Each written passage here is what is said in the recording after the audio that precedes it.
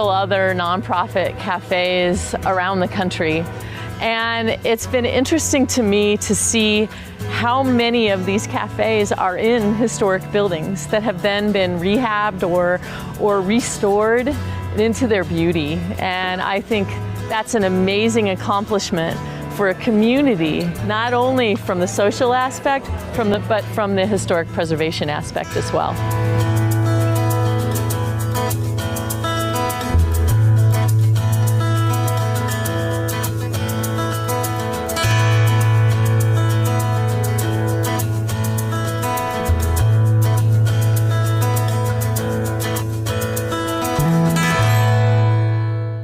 Last year on Connected Colorado, we asked a fun question. What if we could eat our way out of a climate crisis? Well, as consumers, there's a lot we can do, like knowing which products to buy and maybe which ones to avoid. One way is with the Palm Oil Scan app, developed in part by Colorado's own Cheyenne Mountain Zoo. Palm oil is in almost half of the products at the grocery store, and not just food. And if it's produced unsustainably, it can have a devastating effect on wild animals, wild places, and the climate. So with the app, you can scan a product and see how it does, like Justin's peanut butter cups. This is another local Colorado company. You scan the barcode and find out the rating.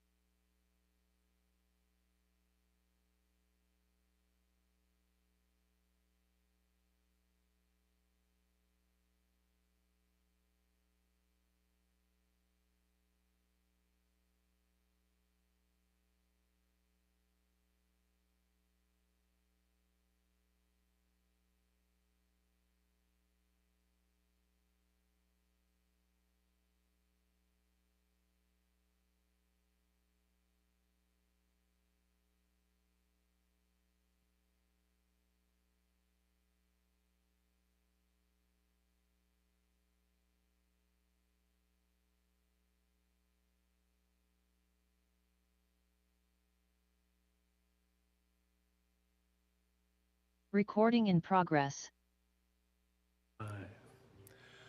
Good evening. I'd like to call to order the December 14th, 2023 Louisville Planning Commission meeting with a roll call, please. Commissioner Baskett. Present. Commissioner Howe. Here. Commissioner Osterman. Here. Commissioner Krantz. Here. Commissioner Choi. Here. And Chair Brown Eyes. Here. Thank you.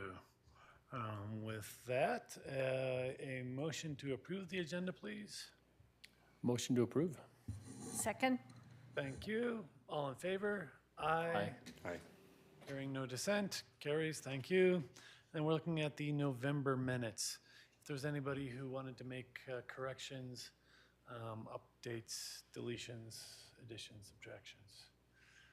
Multiplications are rare, but go ahead. I'll move the approval of the minutes. Thank you. Second. Second. Second. Thank you. All in favor? Aye. Aye. Motion carries. Excuse me, we'll now open it up for public comment for items that are not on this evening's agenda. If I could ask somebody to check the Zoom, just to be certain that is not on my screen this evening.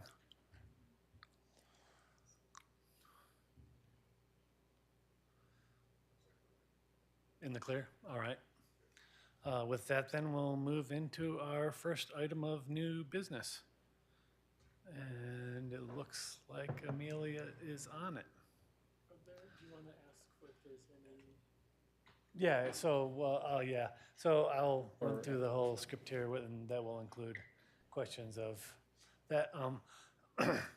So I will now open the public hearing on a request for a final PUD SRU plat easement vacation and annexation agreement amendment for 1303 Empire Road. Excuse me. The purpose of the hearing is to receive evidence regarding the application materials and provide a public forum for all interested parties who wish to comment on this request before the Planning Commission. The procedure for the public hearings hearing will be as follows. First, there'll be a presentation and testimony by city staff, followed by questions from the Planning Commission to staff. Next, we will have a presentation and testimony by the applicant, followed by questions from the Planning Commission to the applicant. After these two presentations, members of the public who have joined this meeting in person, by computer, or telephone may speak regarding the application. Anyone who would like to speak and in person is asked to complete a speaker card, use the raise hand function if participating by Zoom, or *9 if calling in by telephone. Please limit your comments to 3 minutes per person. Pooling of comments is not permitted. The purpose of public comment is to receive public testimony and not a forum for debate or dialogue. Commenters are encouraged to raise pertinent issues and may ask questions for clarity. However, these questions will not be directly answered during the public comment period. The applicant and staff will then be allowed to make a closing statement. I will then close the public hearing, and no further testimony or other evidence will be received unless the commission decides to reopen the hearing. The Planning Commission will discuss the matter and may approve with conditions, deny, or continue to a future meeting. Public hearings are recorded for the public record. All testimony must be presented after stating your name and city of residence. Does anyone participating in this hearing object to the procedure I've described? Seeing none. Do we have notification? Yes, public notice was met as required. And do we have any disclosures? I have one, Commissioner. I'm a businessman, local businessman, and I have clients of many kinds. In this case, one of the applicant team is such a client. This has not created a bias in my mind, and I believe I can evaluate this proposal without any bias. So, thank you. Thank you very much. Appreciate that. Take it away. All right, thank you, Chair. Thank you, Commissioners. This is Resolution 19, Series 2023, which includes a final planned unit development, special review use, plat, easement vacation, and an annexation agreement amendment. So here you have the vicinity map. This is on the northeast corner of Pine Street and Highway 42. There is a current building on the property, but it is vacant. Just a little bit of background. So it is zoned industrial and it is platted. The subject property is up there in green, and the blue portion is what's referred to as city shops in your staff packet. That's a city-owned property that is currently leased out to Avid for Adventure. And then to the farthest east, you have the city water treatment plant. And then this area was annexed in 1986, and so that's what the yellow outline is. That's the boundaries of the city of Louisville. Just to give an overview of the proposal before I jump into some particulars. So there's a PUD and an SRU request. Those establish the use and design, and they do include waiver requests. There's also plat and easement vacation. There are no changes to any of the property lines, but there are easements that are proposed to be vacated and to be recorded. And then finally, there is an annexation agreement amendment request. There is a 1986 agreement that I'll talk a little bit more about later, and that includes language on a no building zone, and the applicant is proposing that the agreement be amended to remove that language. So I'm going to go into just sort of a high level, the highlights of the site plan on the PUD, and I'm going to move from the right, which is the east, to the left, which is the west. So starting there at the top right, that northeast corner, that's where the trash enclosure, loading dock, and fire access lane are on the property. Then moving down south, you've got the parking lot, and then you also have immediately to the left that larger white block. That's the northern portion of the building that contains the actual distillery use. And then below it is the tasting and event space portion of the building. And then along the bottom of the site is the proposed trail, pedestrian and bicycle trail along the south property line. Then you'll also notice that there's bike parking, which is immediately accessible from the trail, just below the parking lot. Then moving westward, there is a preserved open space in the middle, or open area, which is sort of notated here as a detention pond A. And then there, basically at the end of the property, all the way west, is this historic building. And I'll talk a little bit about that here. I'm calling it a historic building because it is currently in the process with the Historic Preservation Commission to evaluate it for rehabilitation and restoration. It does certainly have an interesting history, although it's not yet landmarked. Again, they're in the process of that. It's interesting, it's actually currently at the city shops property, just a couple of lots away. And it's it was until recently used as storage.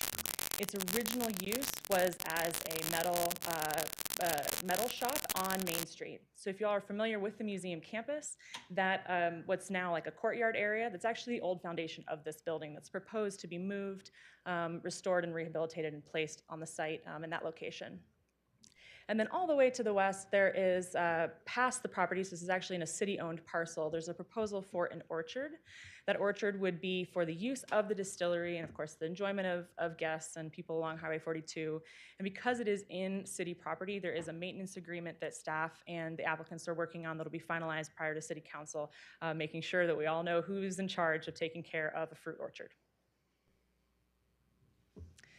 So the plat proposal, it reduces the size of current drainage easements, and it also amends existing utility and irrigation easements and adds a trail easement on the south end. And then it removes a reference to the no building zone. So just a technicality, it's the annexation agreement that actually sets the no development or no building area, but it was later notated on the 2005 plat, and so an update to the plat would remove that as proposed by the applicant. So to get a little bit into the analysis, I'm going to focus on two aspects of the PUD. I'm going to start with parking. So this property is subject to the IDDSG because it is zoned industrial. However, as you read in your staff packet, this is an SRU, it's a special review use, and so it's not contemplated in the IDDSG because it's not an industrial use as such. And so in these cases, staff looks for other relevant parking standards, and there is section 1720 in the code. So that's what we use to evaluate the parking standards. Staff finds that the parking is met on site as required in section 1720. So just to make that clear distinction, the number of spaces that are on site, staff finds those meet the requirements. But then in addition, the applicant has actually requested or proposed a shared parking agreement that would accommodate overflow parking. We've drafted and are in the works between staff and the applicant to finalize that agreement, and it'll be ready prior to City Council. But this is basically to accommodate overflow parking. You can see at the top right, that's the area of the city shops that was proposed to be used. This has gone through review with facilities and also with the current tenant there. All the interested parties have reviewed this. And then just to note, there is, of course, a private property between the subject property in green and then the city shops in blue. And so part of the shared parking agreement requires that there be an access and trail maintenance agreement in place across the private property. So to get into the SRU plat and the easement vacation, so as I mentioned before, this is an eating and drinking establishment, so it is a SRU in the industrial zone district, and the plat is required to record new easements. Staff finds that in both cases, all of the requirements and the review criteria are met for the SRU and the plat. And there's some overlap between the two categories of review, so I'll just kind of give you a few highlights. The staff finds that this project would bring a local business to the city, which serves comprehensive plan and economic vitality. Also provide a transition between the industrial uses that are allowed on this area of the city and then the downtown area to the west. And then finally, the site design is situated and designed with reference to the context of that immediate area, being open space to the north and to the south, and then of course industrial farther east.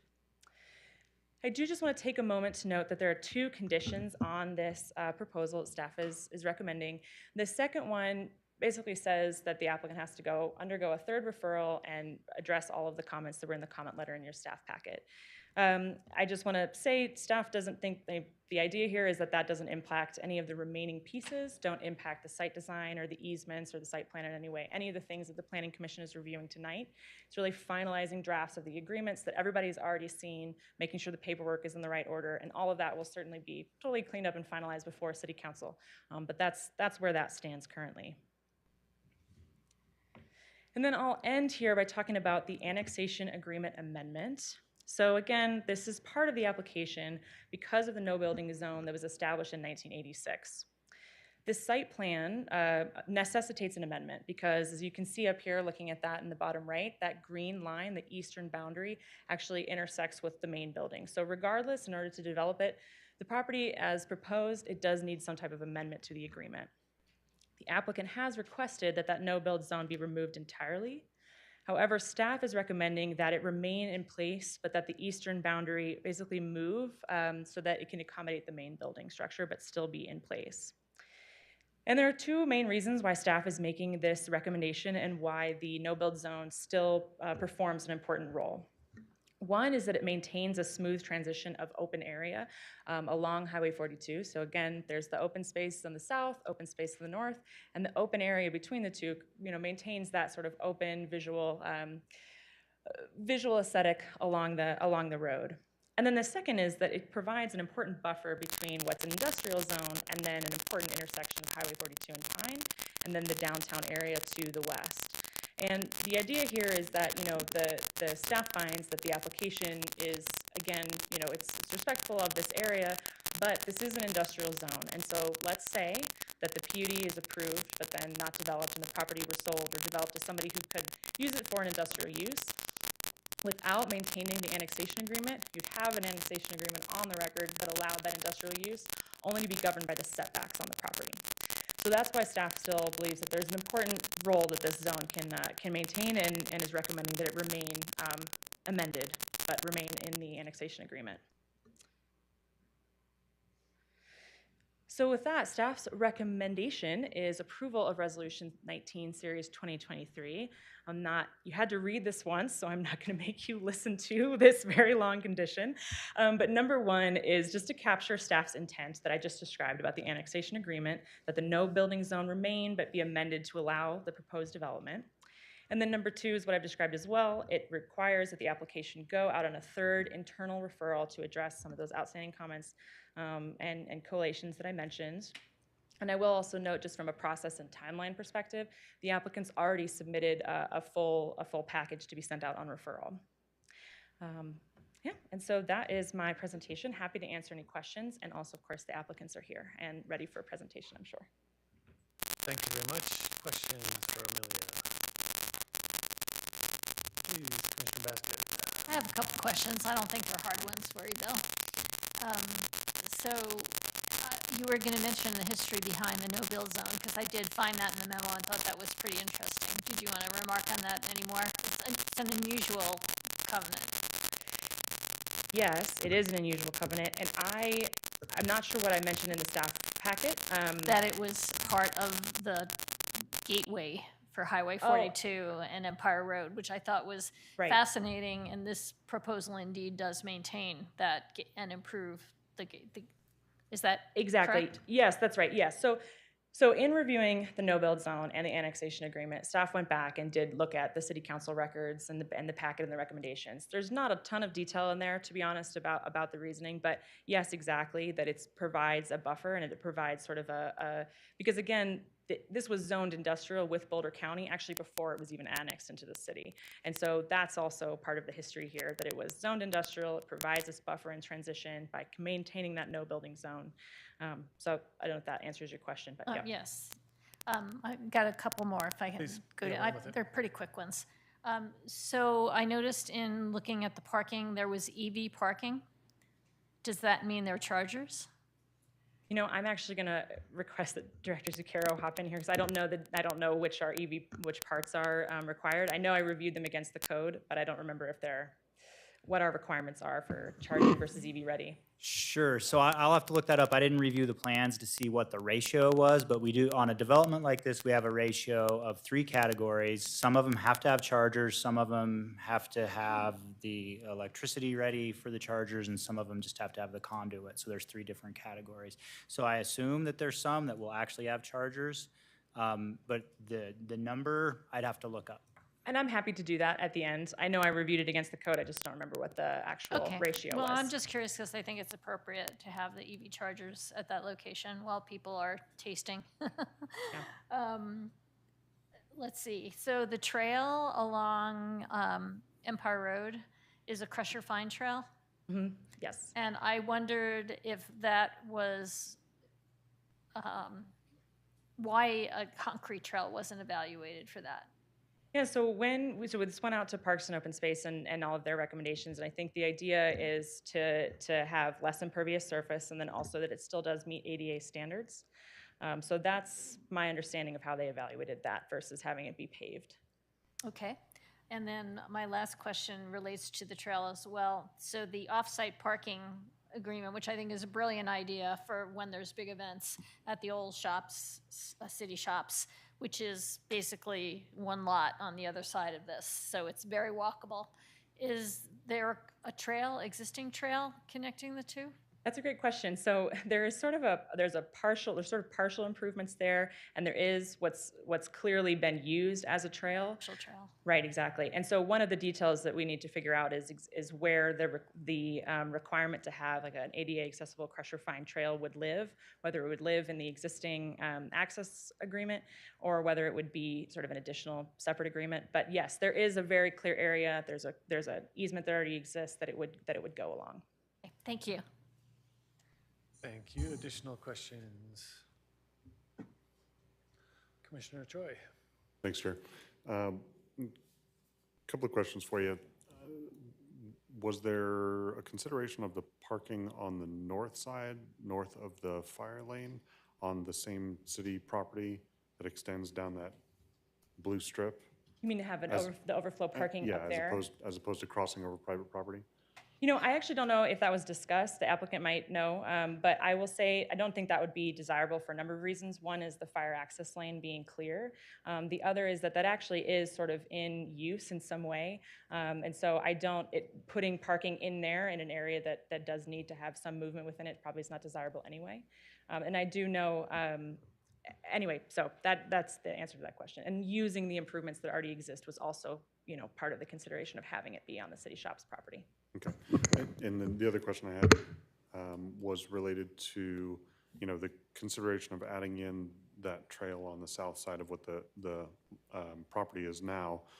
When it butts up against Highway 42, there are no other improvements in terms of crosswalks or pedestrian access across Highway 42 from the west side when it's Pine Street.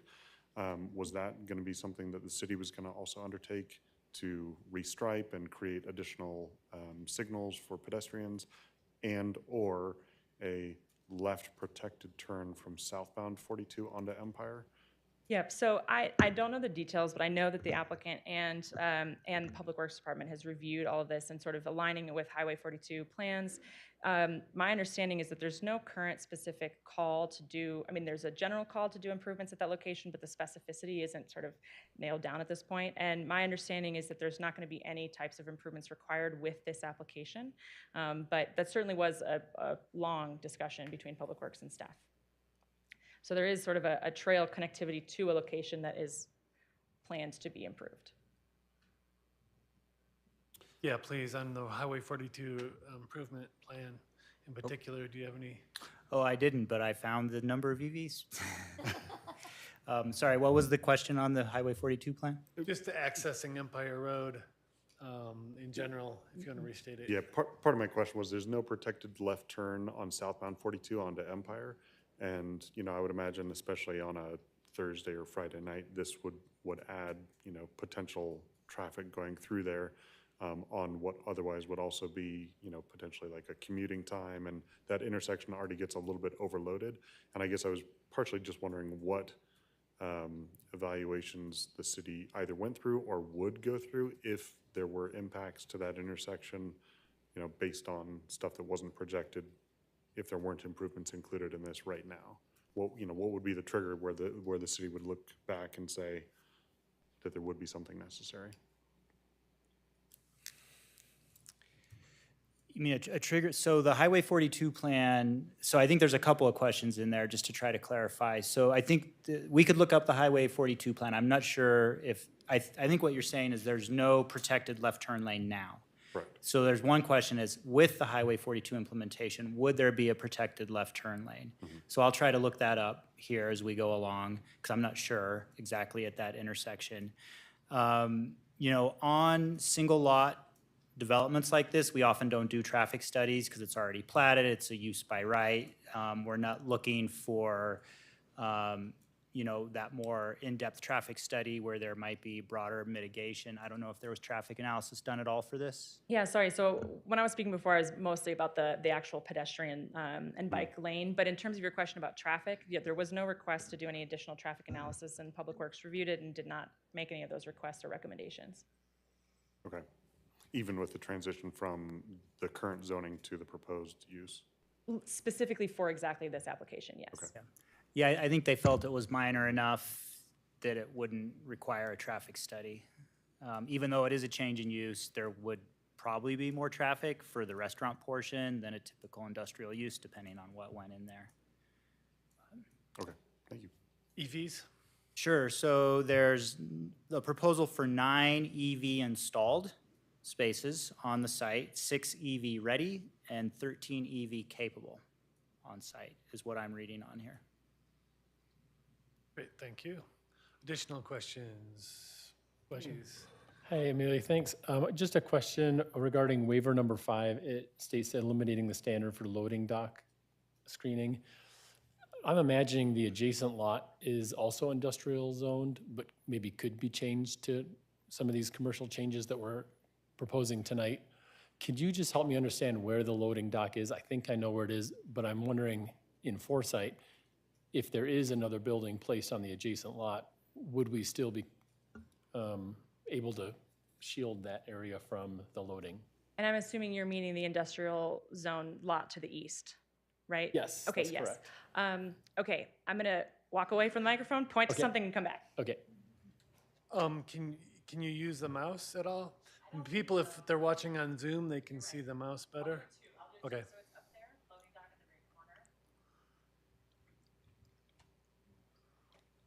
Okay, that was the Luddite version. And then here's, I don't think, there we go. Okay, there's the mouse, loading dock is right there.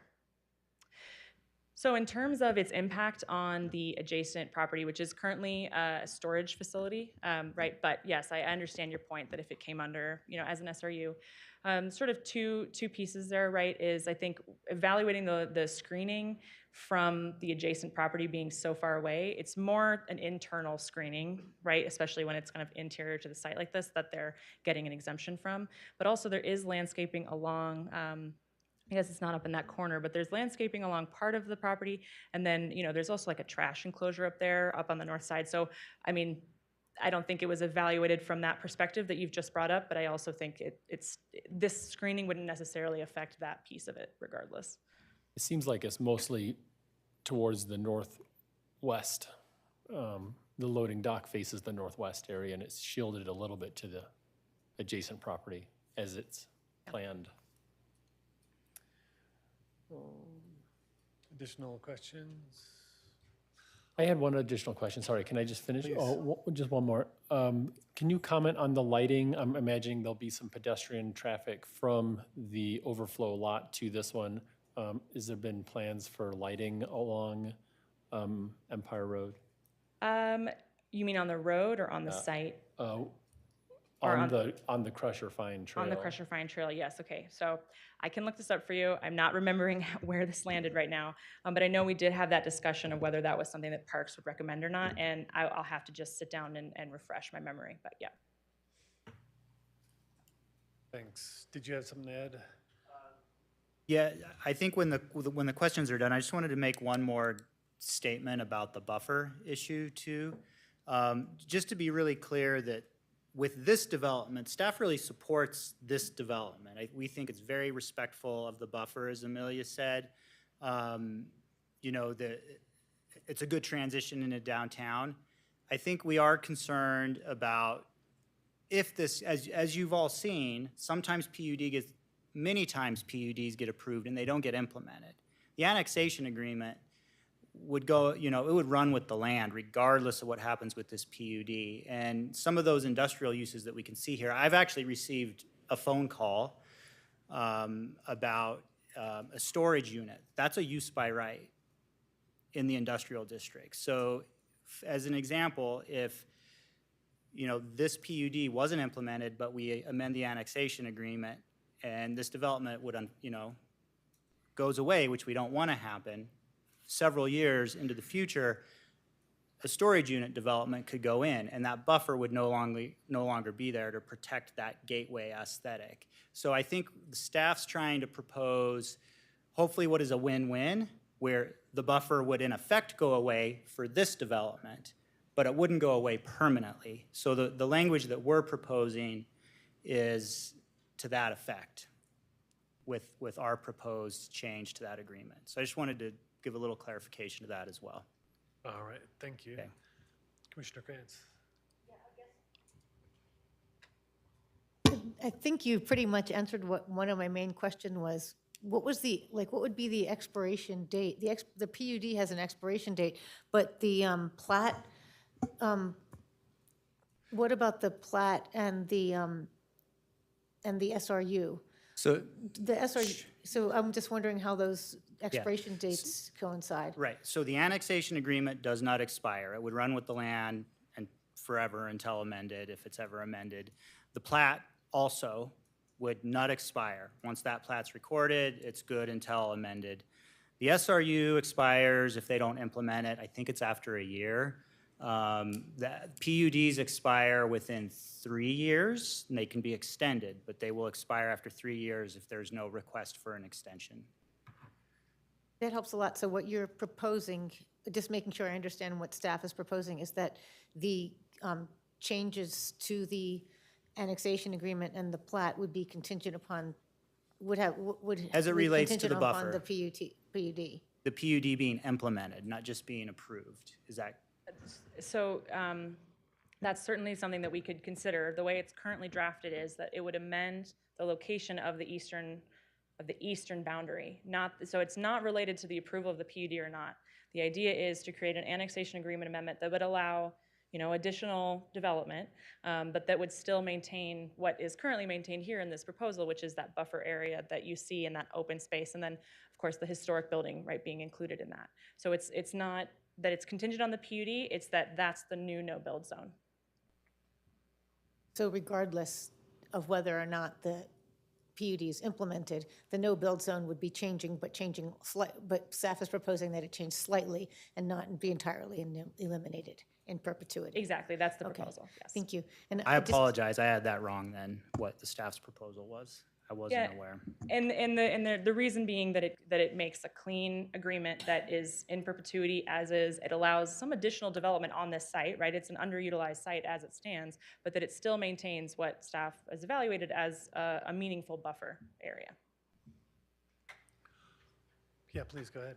Yeah, I mean, everybody else's questions were great, so I just have one small question, and that is, is the capacity, do we know the capacity of the tasting room and the capacity of, for an event at the maximum capacity, and how that relates to the parking? Because I know that the industrial parking, we're evaluating this against the industrial parking design guidelines, the IDSG, and so if this were a commercial space or a restaurant space, what's the difference in how much parking we would expect to see? I think it's a really creative, idea to use an overflow lot, but I don't really understand the numbers too well.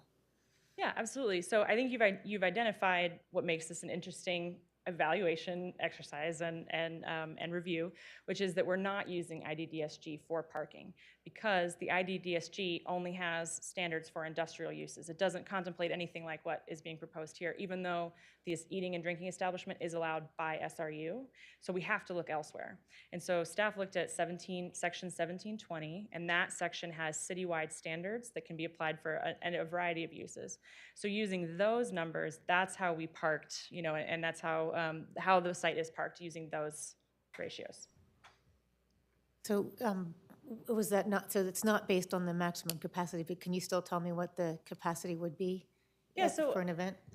Yeah, okay, so I think there are several different questions there. So there's the actual event space, and then there's the tasting room. Because those are slightly different uses, they are evaluated in slightly different ways. So the tasting room has an actual layout, right? It would have seats and tables and what have you. And so this applicant provided an actual exhibit, and then they based those numbers on the square footage and on the layout of the property, or of the structure. And that is what section 1720, I remember the subsection says one space for 3 seats, something like that. That's how the tasting room is parked. The event space is parked a little differently because it's an event space. It's meant to have different types of seating options for somebody. So that's parked by a restaurant use for square footage. That was the reference that we used. It wasn't really a perfect fit in 1720. But so staff and the planning commission have the ability to try to find something that works better. So that's what we used, restaurant square footage. And then the distillery, which you haven't mentioned, but the distillery is parked by employee, again, per section 1720.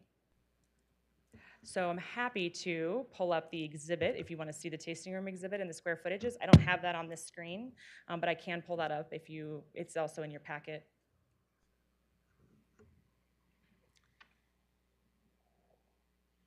As we look at that a little bit more, a question about the current city property that has the dump station on it.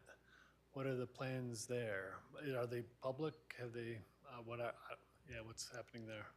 I have not discovered that concretely through this process. I don't know if Director Zucchero has any ideas about what the concrete plans are for that, but I'm not aware of any in the near future. Yeah, I'm not aware that there's any plans for that to go away. Yeah. Great. All right. And then also regarding the orchard, so it's exciting to think about that. What are a little bit more of the details there? So is it similar to like where we have kind of protected agricultural space that's operated by somebody else? And in particular, what is am I allowed to go pick apples? Wow, that's a really great question. So, I don't know I don't know how that would work specifically, but I think it would be different than an agricultural lease.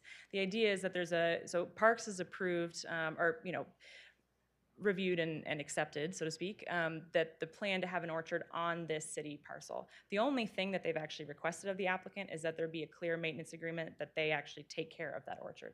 So, in our conversations, nothing has come up about leasing the area formally, and I'm actually not sure if that conversation about who can pick the apples has come up, so that's a great one that I can bring to them. But that's the only thing that they've requested be in place. Okay. And the thought is that they would be maintaining it. That the applicant would be maintaining and using the orchard. And then just thinking out further to a different use for the property or something, would that agreement be forced upon a different property owner? Yeah, I mean, that's a really great question. And I know in Parks Review, they've discussed that. And I think I don't remember what the current iteration of the agreement language is, but I'm sure there will be some type of clause if the property is sold, what would happen to the orchard and how it would need to be taken care of. But I don't remember it off the top of my head. I can look at the current draft, but it has to go through a second round of city attorney review as well. So it's not finalized. Okay. And then do you have a site plan that shows the current no-build line versus proposed that we can pull up? I don't think I have current versus proposed, but I can toggle back between these two.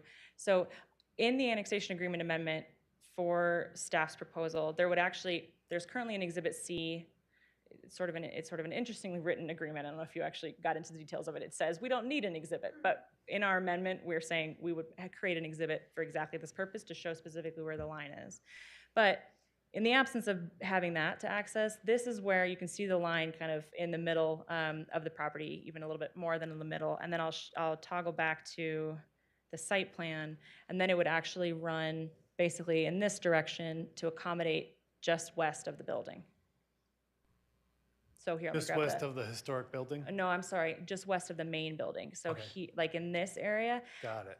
Through here, and then of course you'll notice there is a proposal to have a property. So the staff's language for the agreement amendment would include that landmark structures can be in the no-build zone. Got it. Thank you.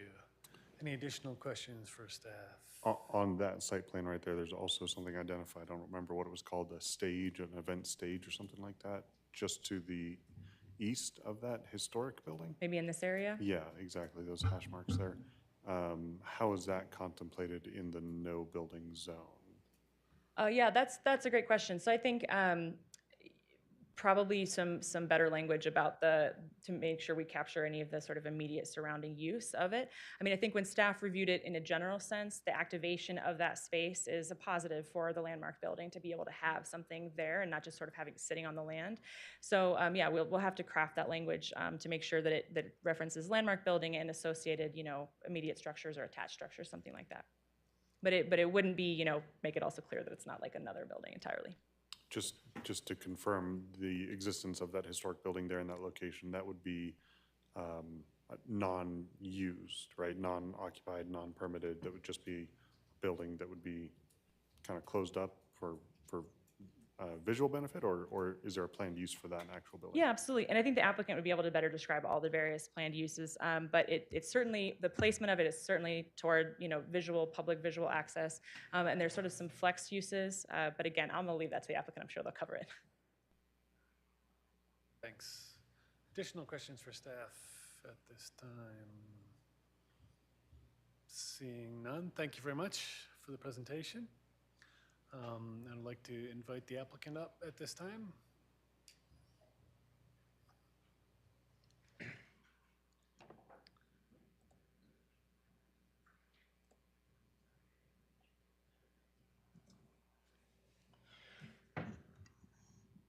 Okay, good evening. My name's Andy Johnson. I'm with DAJ Design. It is an immense pleasure to present this project to you guys. I do have the entire Ironton team here with me, and a little different from how I usually present, I'm actually going to have them tell you all about Ironton because it's a really cool business and there's a lot to learn. This has been a long process. I think from when they originally looked at the property, went under contract, we are now either at 2 years or a little over 2 years. This is just a final PUD. This is not a preliminary and final, so it's a long process. We had no concept plan. So we are now having these discussions with you for the first time, so it's always nice when we all take that into account, that there's a lot at stake for someone who is looking at investing in Louisville in this way, and this is really a cool project. So those are great questions, and I do think that our presentation is going to answer a lot of them. I did write everything down, and I'll make sure to go over everybody's question, and if I don't satisfy your answer or the question, we'll keep going. So with that, I'm very happy to introduce Lance, Callan, and Laura from the Ironton team for them to tell you all about their cool business. All right, thank you, Andy.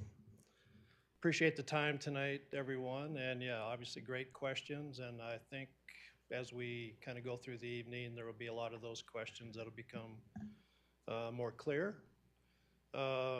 My name's Lance Peterson. I'm one of the co-owners. I live in Denver. Yeah, sorry, go ahead. Yeah, I live in Denver, Colorado. perfect.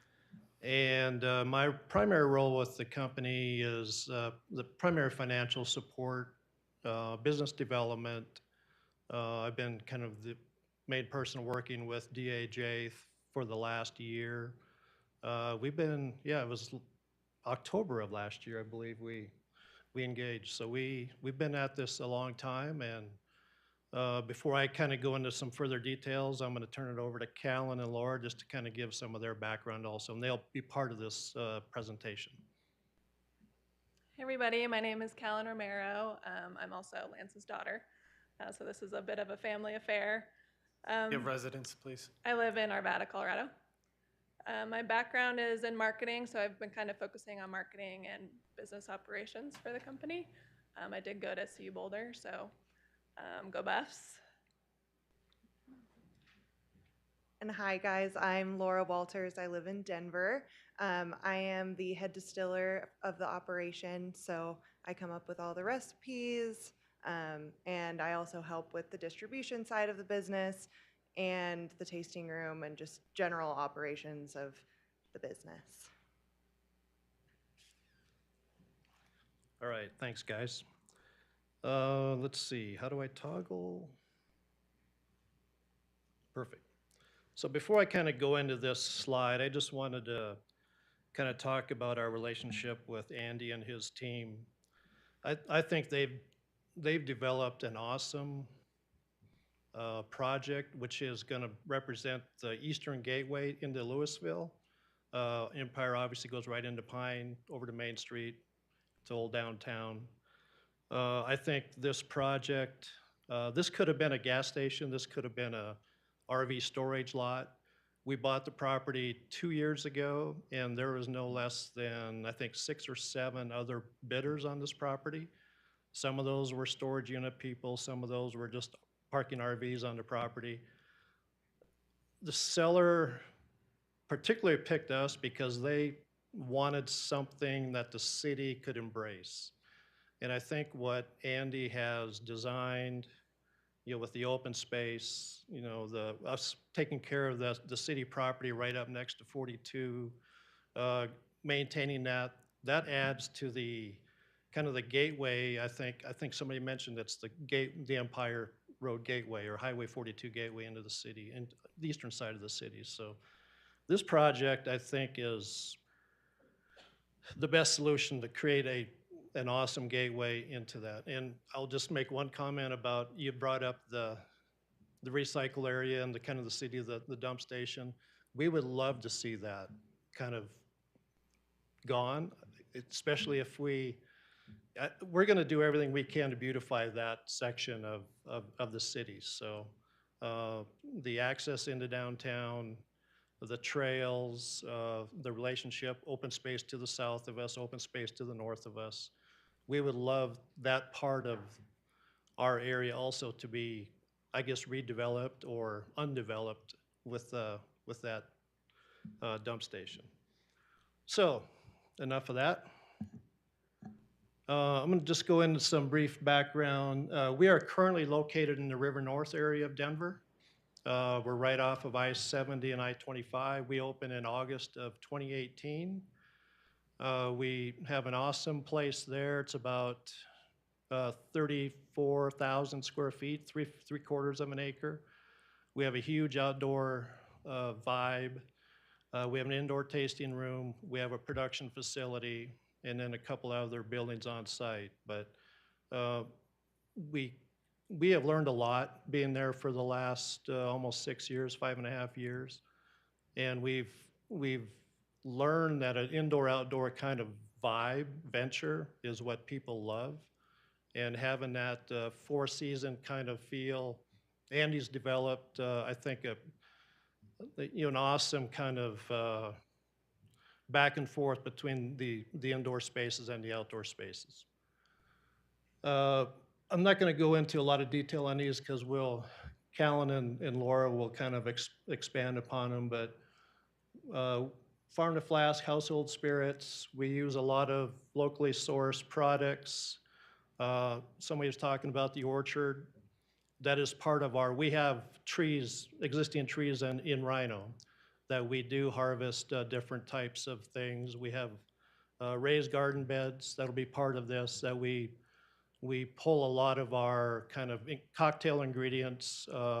Laura pulls a lot of the kind of the fruits and stuff off of the trees that we do have. So having this opportunity to have an orchard is going to be awesome for us.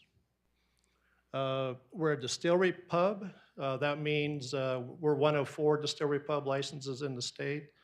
That means we can serve beer and wine along with our in-house made spirits. That's important to us because we can provide something for everyone. Events, I'll let Callan kind of expand upon that, and also the community engagement. That's going to be a big part of our relationship with Louisville. It's a big part of our situation in Rhino right now. We host a lot of events. We're very active in the community, and Callan will kind of expand upon that. So you might be wondering why Louisville, and really that comes down to Ironton's brand promise. So I want to read you a little snippet of that. So, approachable spirits made and enjoyed the Colorado way. What is the Colorado way?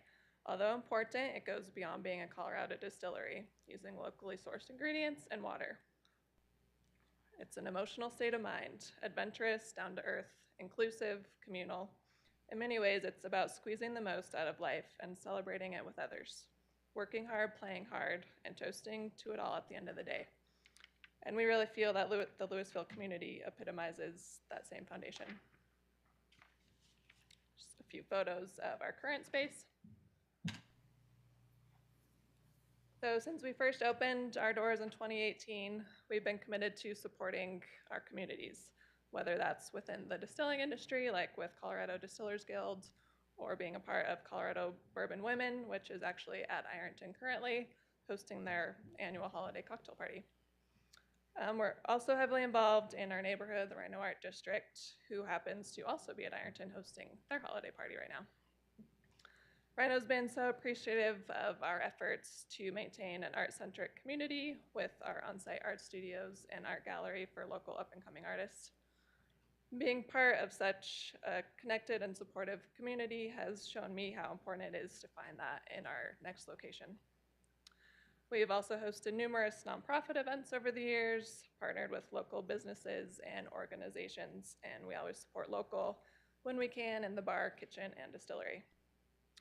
In addition, we're honored to incorporate a little piece of Louisville history into our space with Joe's Metal Shop, which Andy will touch on more later. And finally, we're very excited to be in an area with amazing trails for bikes and pedestrians. We do plan to have bike parking on site, and we look forward to the future trail connectivity. All right, and I'm going to talk to you guys about alcohol now. So obviously we are a distillery. That means that we're going to have a big production operation on site. We do want to do everything that we can to make this a sustainable operation. That is one of our biggest efforts that we're going to be making in this transition to the new location. I don't have a whole lot of specifics on that right now, but we have been in contact with sustainability experts to help us make those dreams come true.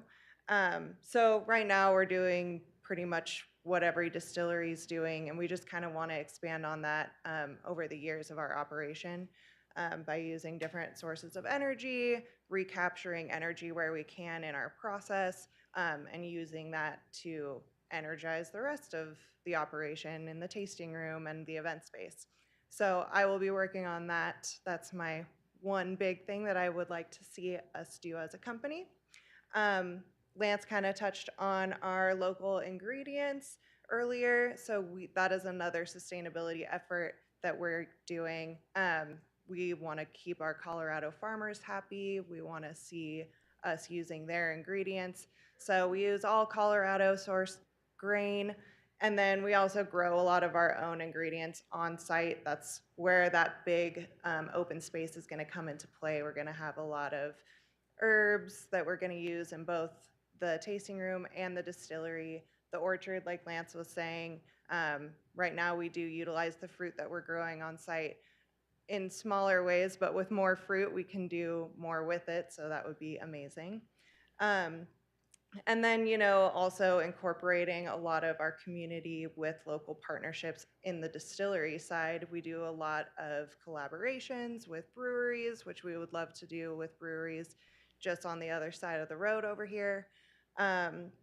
And we can sell all of that in our tap room too. Being a distillery pub license, we can have all of those offered to the public on site in our building. Some of the most recent ones that we've done is a partnership with the Veterans Society called Warriors and Whiskey, where a portion of our proceeds went to a veteran chosen organization, which was really cool. We got to bottle a bunch of whiskey with a bunch of female veterans, and that was really awesome, being a partially female-owned company and female-run company. We also have partnerships for some of our like standard products. So we do one with Kaladi Roasters and Bluegrass, and those we sell both in our store and in theirs. So we have like big launch parties where everybody comes, and it's a really great community event. So that's pretty much all on the distillery. Tasting room, again, I don't know if any of you guys have been to Ironton and Rhino, but the tasting room is kind of our heart and soul. It is how we get everybody together. So our biggest thing is creating a very communal environment, super open, just really laid back. Like Lance was saying, inside, outside, four season kind of feel. And it's beautiful. We take great pride in our tasting room. So we would obviously do that here. We want to make it super family friendly. We're both moms of 2 little babies, and we want a place for our kids to grow up that's welcoming and amazing. And we both have little dogs that we love to have running around. So really open to everybody. And again, we are the tasting room pub license, so we can have those local beers and wines. So if you don't want to have straight whiskey, you can have a glass of wine instead. And we're going to offer food, obviously, which is great.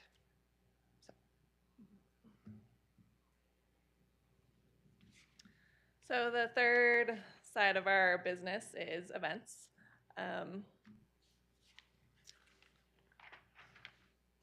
So we do really enjoy bringing people together, whether it's big, small events, public, private events. We plan to have a dedicated indoor-outdoor event space, but that can also flow into our tasting room area. So in our plans, you'll see that it's a really perfect place to host events such as concerts, markets, weddings, company parties, you name it, we want to host it. Do want to clarify that we will ensure that our events do not compete, but rather complement with any City of Louisville events. And we hope to partake in those events in other ways, such as sponsorships. So I know we've talked a lot about parking.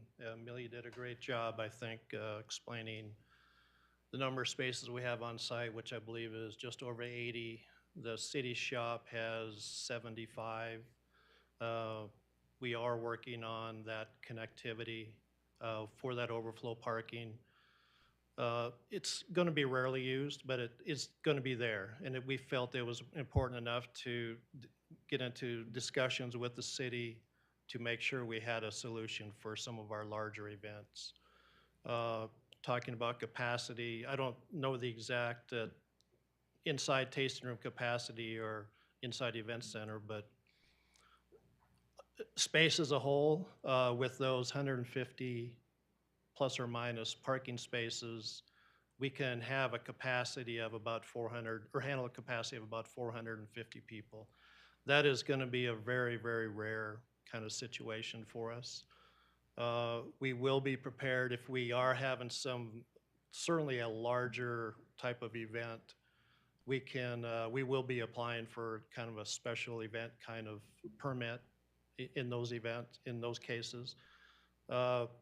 Weddings, we'll be working with the local hotels for shuttle services so we can reduce the impact in that sense, which we do now also in Rhino. When we have a wedding, we encourage shuttles back and forth from wherever kind of most of the wedding folks are staying.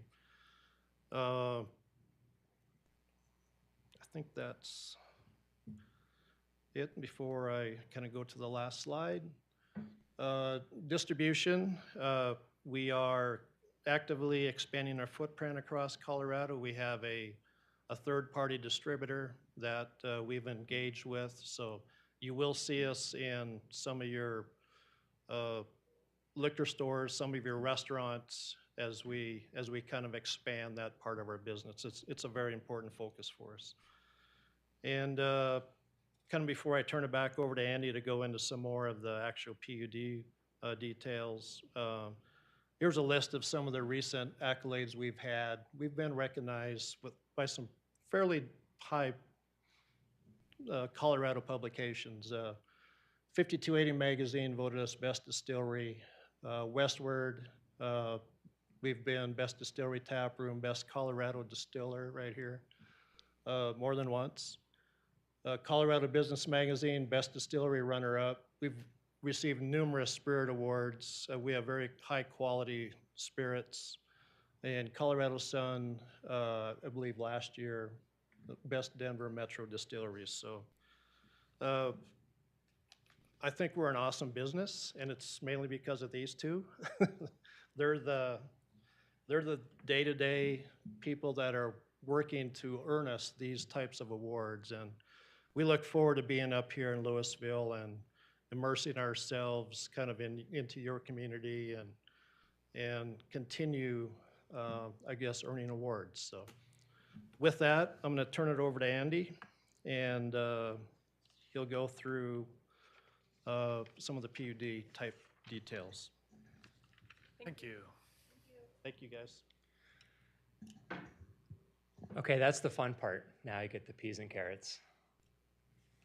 It's All right, peas and carrots so are the good part. a little bit of context. I think it is important to really study where this is in Louisville. So you can see aerial photo highlighting the property. It is that strange triangular property that is our eastern gateway into Louisville. It is a site that has remained empty for a long time, and a lot of people have looked at this, and a lot of people have really struggled to figure out how to make this thing go. So as we look at a map of Louisville, you can see the site located just east of Highway 42, right adjacent to downtown, and I think that's an important characteristic. It is a bit adjunct to downtown. I would say that with the connectivity that we're proposing and with future connectivity, which I will talk about in a little bit, I think that it actually becomes a part of downtown. And I think that's a cool aspect of this very kind of unusual site. It also has an area of connectivity around it, and not we can talk a lot about how do we get there from Louisville, but I think also surrounding communities is a really important component to talk about. And as our trail system continues to develop, as we encourage our trail systems to develop, I think even better connectivity with developments like this will make that argument much more potent, and hopefully something that is useful in the future. So in the 1980s, this property was annexed, as was discussed earlier.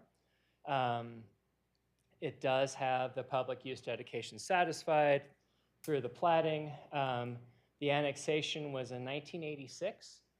I have read all the documents that was available for this, both City Council and Planning Commission. There was no discussion on the no-build line, which I found really interesting. However, there was some very funny kind of nuancical discussions around how this property accidentally got put into the mix of open space. And they just didn't know. So I think that obviously got retracted from Boulder County, and it was under private ownership, and then it was annexed through, I'm not actually sure how to pronounce it, I think it's the Trussell annexation. So the red line is the no-build line, just for clarity. And it was aligned, maybe not so arbitrarily, but I think when we start looking through it, you'll see that maybe there was some arbitrariness to it. It is essentially the western side of the current industrial building that's on that site. This is the language that's within the annexation agreement. I'm not sure if that's part of your packet, but it reads like this. And it essentially is stating that it is that no build line exists right on the west side of that existing structure, and that nothing can be constructed west of that. That was 1986. We had a very different town. We had a very different sense of what this would be, what this property could be used for.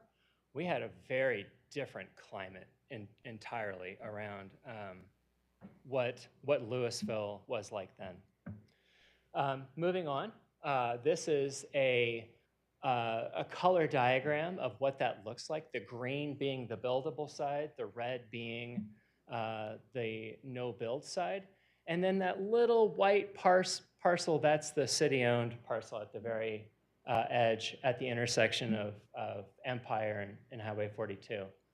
Keep in mind, this is 1980, 1986, this is one parcel. 2005 comes along, and the owners decide to subdivide. We end up with two parcels. The east parcel, which is now Empire Storage. The western parcel is the one we're discussing. I'm showing the no build line. I'm also showing some of the existing trees. And then now I have labeled the city-owned property. So that was an old railroad spur that went off to a mine that was kind of out in that open space area, right?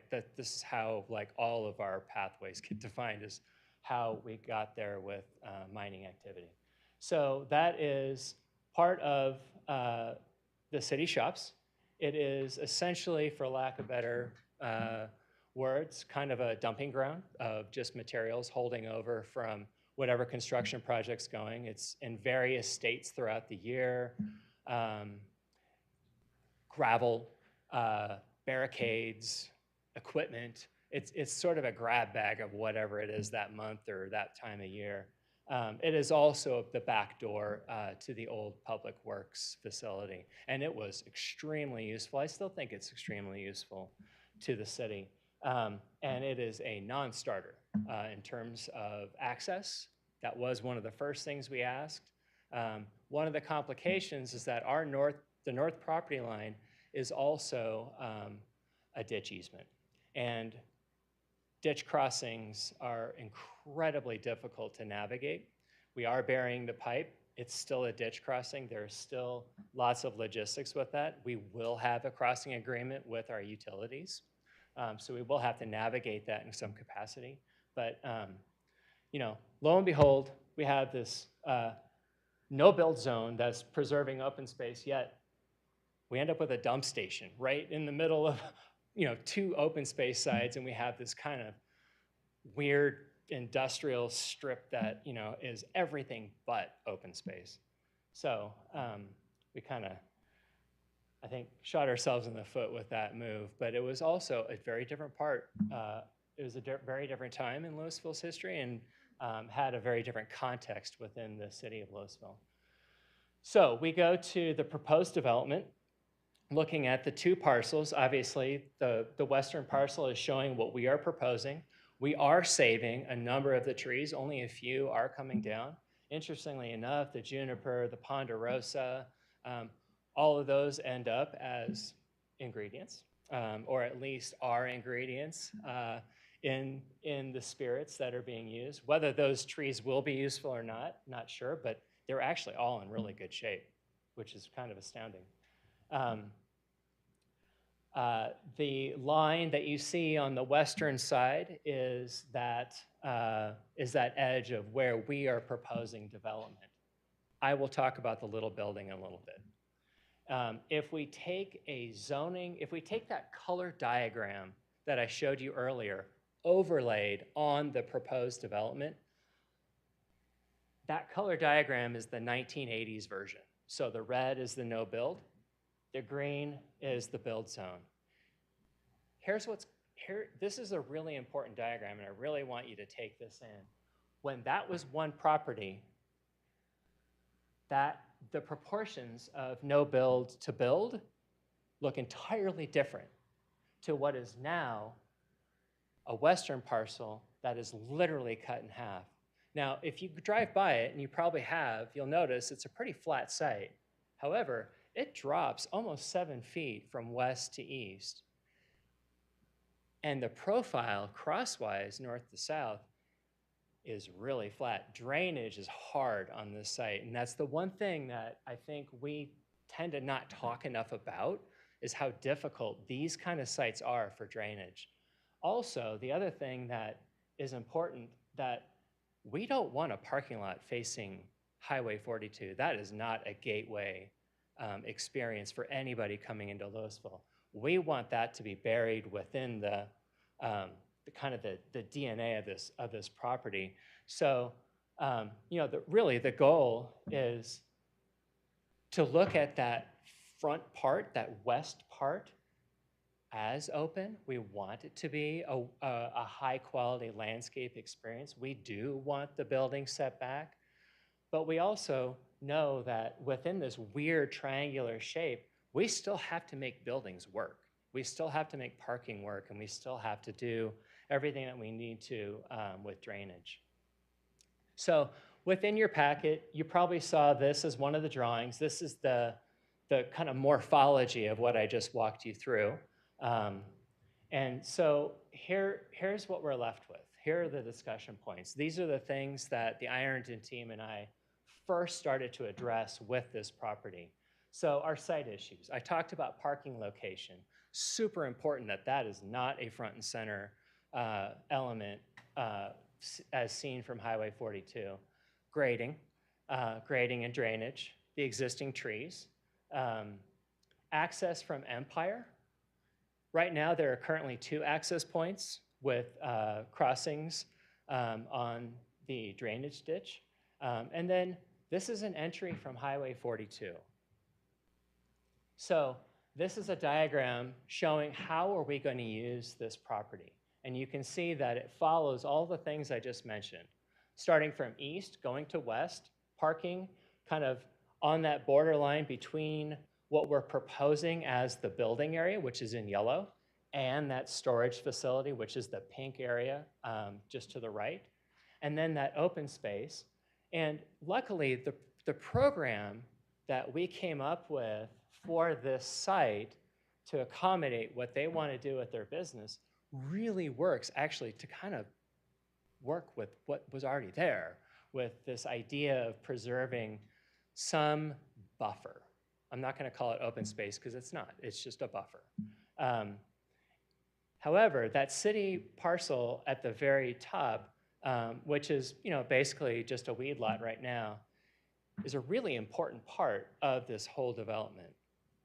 That is our entry point into Louisville. And so with their commitment to wanting to beautify it, whether it's gardens, whether it's their ingredients or not, to create a high quality landscape environment is not only critical to their success with their property development, it also is a huge success for an entry point and a gateway into Louisville. So I think that there's a lot of win-wins happening with that proposal. All right, so the building itself, this is one building. However, it is broken up into 2 sides in terms of how they will be constructed. It is all pre-engineered metal building. We do have a circulation core, which is identified in red. We have a main entry point for the public right off Empire Road. We have a second public entry that is sort of embedded between what looked like the 2 main massings of the building, and that is for more or less the event entry point. And there's a strong integration of that circulation going into the distillery so that people can actually go and experience it, take tours, and see how the magic happens. One of the things that we discovered, and this kind of came maybe more from a little bit of my knowledge of what's back on that public works lot, is this really special building. And you're gonna have to bear with me because it truly is special, but just hang in there for a second. So before we get to that, let me talk about parking. So we have 80 spots provided right now on the site. We're fulfilling the program of the building, 75. There is a connection between the 2. This is a good aerial photo to see it. That trail that you see going across the Empire storage lot, that is a part of their PUD. It was requested and it was constructed. It is a soft surface path. We are planning to continue that soft surface path. There is a short segment of concrete that is a drainage pathway. That all of that is in line as if someone anticipated a shared parking agreement with the city lot. So anyway, there is some work to do on the fence to provide gateways in. And there actually is an easement for this currently. That was something that was actually recently just unearthed. So as far as this is concerned, that is a public pathway providing access. So we'll have more discussions prior to council to figure out what the logistics are in working all that out. But that's good news. The other part is that we are planning on striping and creating the curb cuts for that crossing at Highway 42. Your questions are great around the Highway 42 improvements. A lot of them are mine. I have seen the Highway 42 improvements. I know from what I've seen, it looks amazing, and I'm super excited about it. It is complex. That's a state highway. So CDOT has to be involved. They are extremely hard to coordinate with. However, I think the city's done a great job doing the best that they can with what is being proposed right now. So hopefully those plans will continue to develop, particularly with the multi-use paths that are planned for both sides of Highway 42. There is not much, there's not a lot of detail south of that intersection that I've been able to see, but a lot of that focus is north of that intersection, which obviously has strong connections to downtown with the South Street underpass and all the connectivity that we already have. Okay, so a couple images. These are my artistic renderings of what we're trying to create. This is showing that entry off of Empire Road. This is looking at the west side as it's starting to open up into the landscape. And then this is our alleyway. We call it the alleyway. It's kind of a streetscape that will be used for special events and that entry into the event side. So currently in the Ironton facility in Rhino, they basically occupy what used to be an artist community, mostly metalworks as I understand it. They have all this super cool sculpture work all over their yard, and we're inspired by that. We also plan to have kind of a sculpture garden from whatever we can take with us and actually place as part of the entry and kind of that bike and pedestrian experience as you come up to this facility. All right, the long-awaited building. All right, so this is Joe's Steel Shop. Now, Joe's Steel Shop used to be located right on Main Street next to the Historical Museum, and I can see it barely in this photo right here. The curb cuts are still there. The foundation that is in place where all the canopies are, that's the old foundation for this building. So around 1986, as discussions were happening with the Historical Museum and the need to get this off of Main Street with the proposed expansion of the Historical Museum, this was moved to the Public Works facility site and was put at the back, and it was used for fertilizer storage. What a great use. It's a totally non-combustible building. And I think at that time they were like, well, what could go wrong if it exploded? But over the years, it has, kept its patina. It's really got like this cool kind of charm, and even has like that false facade storefront. So when we started talking, I went in and saw Bridget at the museum, and I said, hey, wouldn't it be cool to move that building? As momentum gained, I think everybody kind of got really excited about this idea and to give that building a better purpose and a higher use. So the proposal right now is to move that building from its current location, which is at the very back of the Public Works facility. I'm just gonna call it that, I know it's not anymore. And take it down the old railroad spur, cross the ditch, and then place it into open space. It may be presumptive to say that we will have the landmarking capability and the grant funding and everything to make this all happen, and that will all come as a separate public meeting. But should that go forward, and should we really have the ability to honor that building and actually bring it back into the DNA of Louisville, we thought, why not put it front and center? I know it's in the no-build zone, but I mean, my goodness, nature has taken over that building so far already. It's gonna feel like nature anyway. And that should be seen by Highway 42. It should be a gateway into the Ironton campus. So our bike and pedestrian path, it's intended that people get to that by bike and foot. Like you literally show up as if you're tying up your horse. And it will be used for special events. We do have a road that's planned to get to it from the backside to be able to service it for trash recycling and also for catering, using it as, for weddings, for things that are in support of their main event activity. Oops. Are a diagram of the site showing the buildings dark, our pathways and kind of soft surface patios in kind of a lighter pink, and then of course our parking. Walking you through the tasting room and events building. There's our circulation core. There's our commercial kitchen supporting both the restaurant component of the tasting room and the event center. That's the main hall of the tasting room, indoor version, restroom core. And then the event room, the multi-purpose room with the circulation core going up to the second level with the same circulation core, a little bit of storage, restrooms, and then the special event space that opens out onto a rooftop deck. The distillery side of the building has a main entry that allows the public to come in. There are restrooms. There's, of course, a core for staff.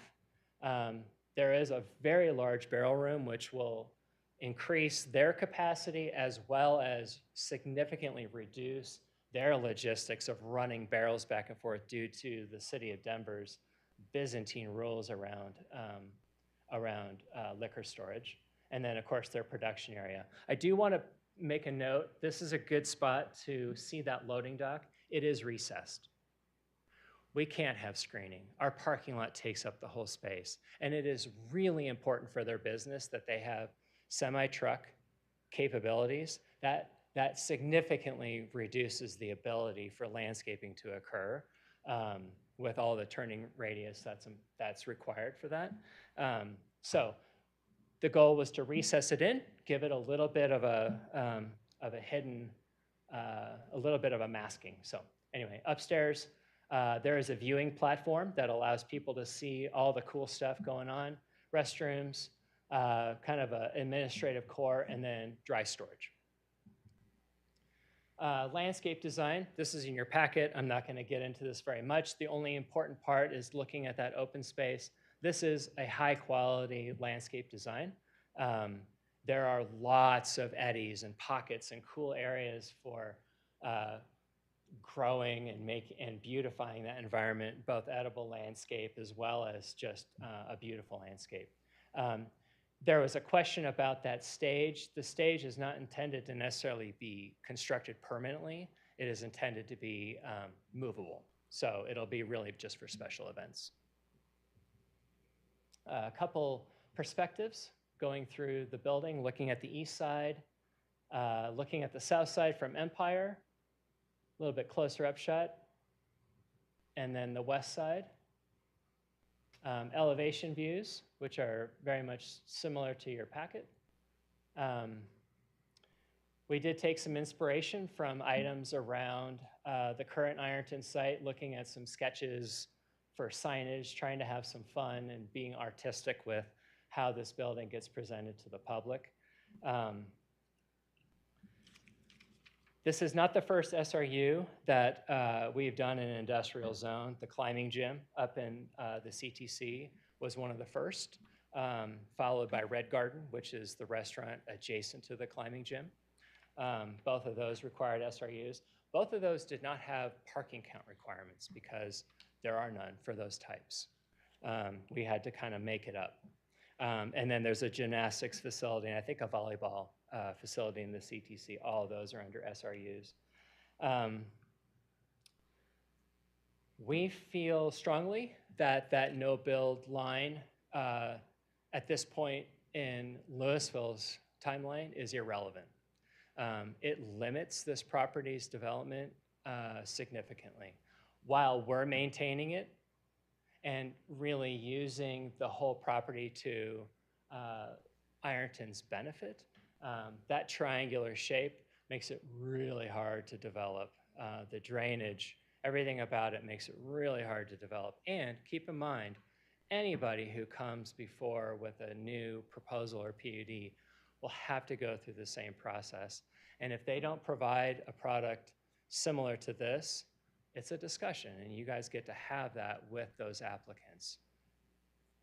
These are future things that we do not want to talk about or focus on because everybody is very excited about this project. We've already talked about EV stations. We've talked about loading dock screening. Talked about crossings and lighting on the path. We do have lighting planned for the path leading from Highway 42 to Ironton, all the way from the intersection, all the way through the property. The Empire Storage property is not accessible to us in terms of providing that infrastructure in place. Temporary lighting could be placed. Those are certainly discussions that can be had and will probably want to be had just to create safe pathways.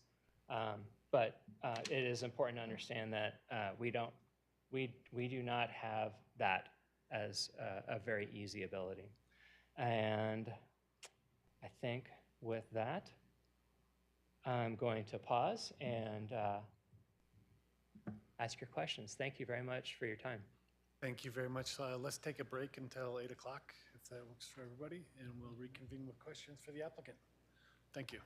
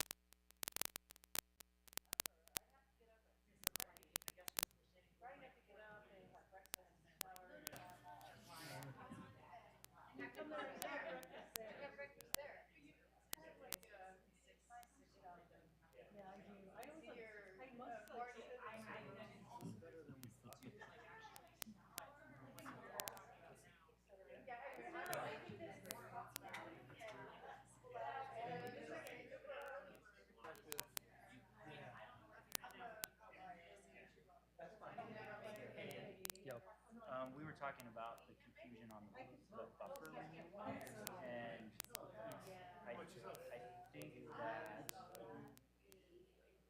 the original agreement that we were working on, that the buffer goes away if this PUD gets not approved but developed, and then the buffer just gets vacated based on that condition. That's what there was confusion about that, but if that's still a good option for you, we support that option if it's conditional on the PUD development. Hey, Lance. And then, Callan.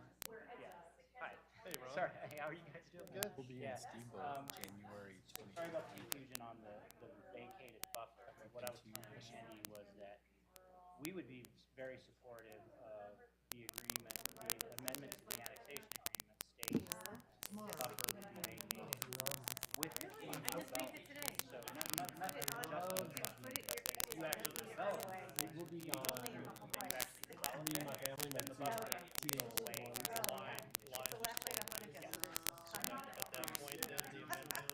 I was trying to So we craft language very similar, saying the original language, our original issue was we wanted it to come concurrent with the PUD. So now that it's coming we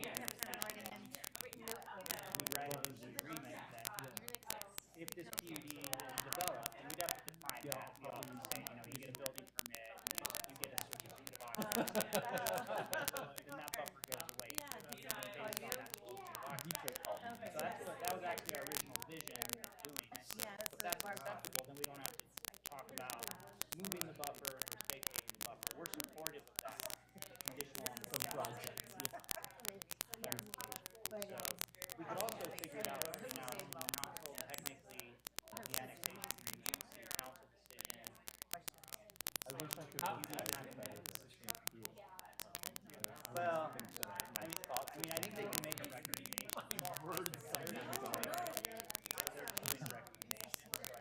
Well, anyway, I don't want to talk about me. I want to talk about you. That's why I brought this over. I was like, I'm gonna write a little note for everybody, but I finished the meeting, but that was about all I could do. Well, I want to tell you that I always thought your insights were really good. Thought your observations were touching. No, it'll be one resolution, I think. I think Amelia's drafted one resolution for all the conditions. This has been a good experience. You've been in how many years now? So they're really just motioning to approve I that. have one of these for Allison too, and this is this little last little comment, I think. That's really State that, of course, the council will draft the annexation agreement to state that upon development of, upon development of what we do with the occupancy, then the line would be removed. The line would be removed. That, I think that's the best case for you, because then you don't have to have any line at all, and then if the city moves forward, which is that you don't develop, and then you're stuck with move to the vacated. Does that make sense? I think any redevelopment's gonna have to come back anyway. Yeah, and it's, I mean, yes, I mean, you develop, even if you don't develop, you can still request the line just goes away altogether. Fine, you have to ask that question. I think staff should continue to do this. If the line goes away, or in the worst case scenario, I have gotten calls for storage folks who want to buy and develop storage units there, and that would just be awful. I mean, our hands would be tied, we're actually zoned for that. So that's my worst case scenario, that I just want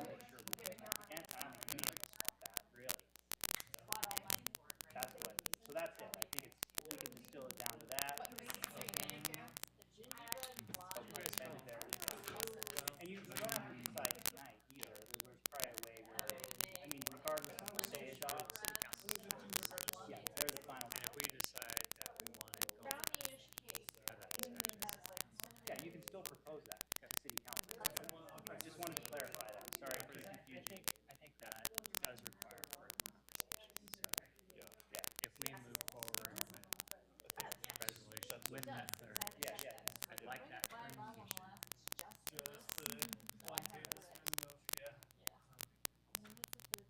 I'm gonna make that recipe.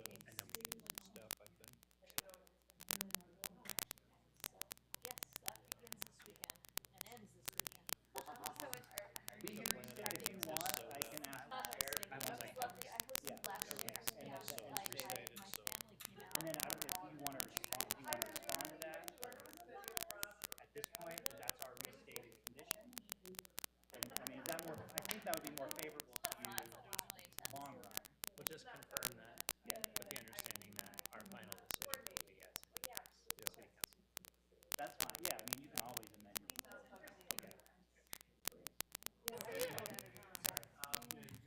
Regarding the buffer, and I can make a statement about that. Oh, and we have a nod to Hanukkah tomorrow. Mm. Oh, yeah.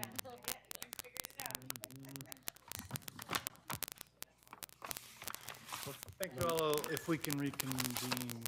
Recording in progress. Thank you all. Thanks. Director Zucchero, if I can ask you to provide some comments. Yes, thank you, Chair, members of the commission. You know, during the recess, we talked a little bit more with the applicant and amongst staff about the condition related to the buffer. One of the things that we would propose, so you have a resolution in front of you, and the first condition is that the buffer would move with the PUD approval.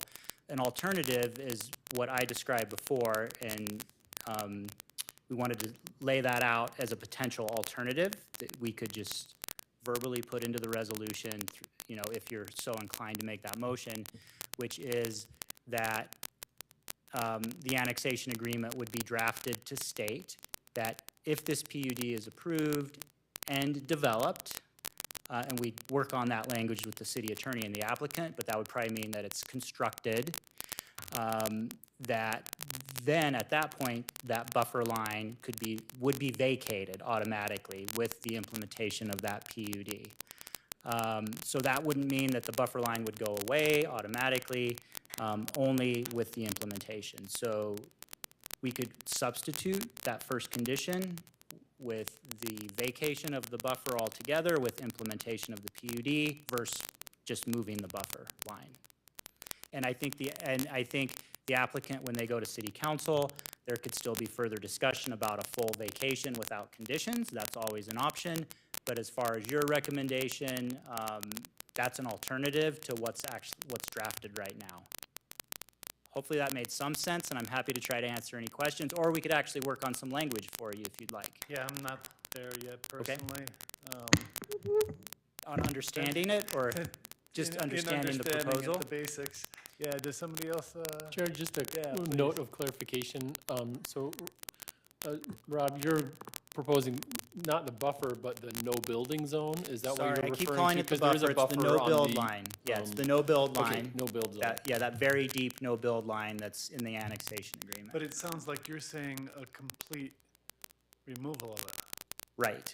So I think the benefit of that is that if this development actually takes place, then we would anticipate there'd be no need for that buffer, because as we, you know, in staff's analysis, we're saying it's respectful of the intent of the original buffer, you know, once this development goes in. So there'd be no need for the buffer line because we have a development in place. So I think, not to make it too complicated, but if you're concerned about that, an alternative is that the annexation agreement simply allows this PUD to encroach into the buffer based on the merits of this proposal, but then that buffer line wouldn't go away. I think the applicant, that's not ideal for the applicant because there's still a really big encumbrance on the property, so they have reasons for wanting the buffer to be modified or to go away altogether. So that's a whole nother discussion. We'd probably want to get, you know, the applicant to weigh in on that. Okay. I think we'll have additional questions for you in a little bit. Maybe we can come back with our questions for the applicant and allow you to address this issue if you want to at this time, or we can just go into questions. So just in recognition of the conversation, we did discuss this. Obviously, our intent is that that no build line is removed entirely. That is the preference. However, amongst us, I think for tonight and for the discussion around approving this resolution, we feel like that alternative is an acceptable method of moving forward. Just to restate, the removal of the no build line is our priority and intent. Okay. I'm not trying to say two different things. We're open to the options, but would like to move forward with the removal. Okay, thank you. Commissioner Krantz, you were raising your hand? Can I follow up on this topic? Yeah, why don't we discuss this topic maybe a little bit first before we jump into the other questions? Yeah, just briefly, if you're not planning on putting anything besides the historic structure in the no-build zone, then I don't understand why that's a priority for you, especially if the no-build zone were moved to accommodate the main distillery building. I think the future development of the property is the priority. And so if there's a remodel to the distillery, if they need an extra 15, 20 feet, and now we have this line that divides it, I think that it creates a sense of arbitrariness for this development that is, I think, inappropriate for the future. I guess, yeah, question. So would you change the design if it was different? I Sorry? thought, so you're saying the design, you would have designed the building differently on the land had you not been trying to come as close as you could to that no-build line? Not necessarily. I think the building was designed for the programmatic needs of the business and the development. So where that building ends is defined by program. If we draw the line right there, then the program defines a no-build area. I think what's important is if we're going to get stuck on this little detail, I think you need to look at this property within the context of where it is. Sure, it has a very large open space across Empire Road, which is great. But when you look at the open space that this creates, open space, as a buffer to Highway 42, and then you're right up against the old railroad spur that's full of City of Louisville property, as well as a lot of very non-open space activity. Then you have our regional detention spillway. Then you have open space again. It's not like this is surrounded directly by open space. It is not like this is sitting in an island of open area. It has a lot of context that I think you need to take into account. And you really need to ask, like, how appropriate is this no-build line within the certain context of Louisville? Not just simply because we have a map that says open space, and a buffer. So, keep in mind, there is a city parcel.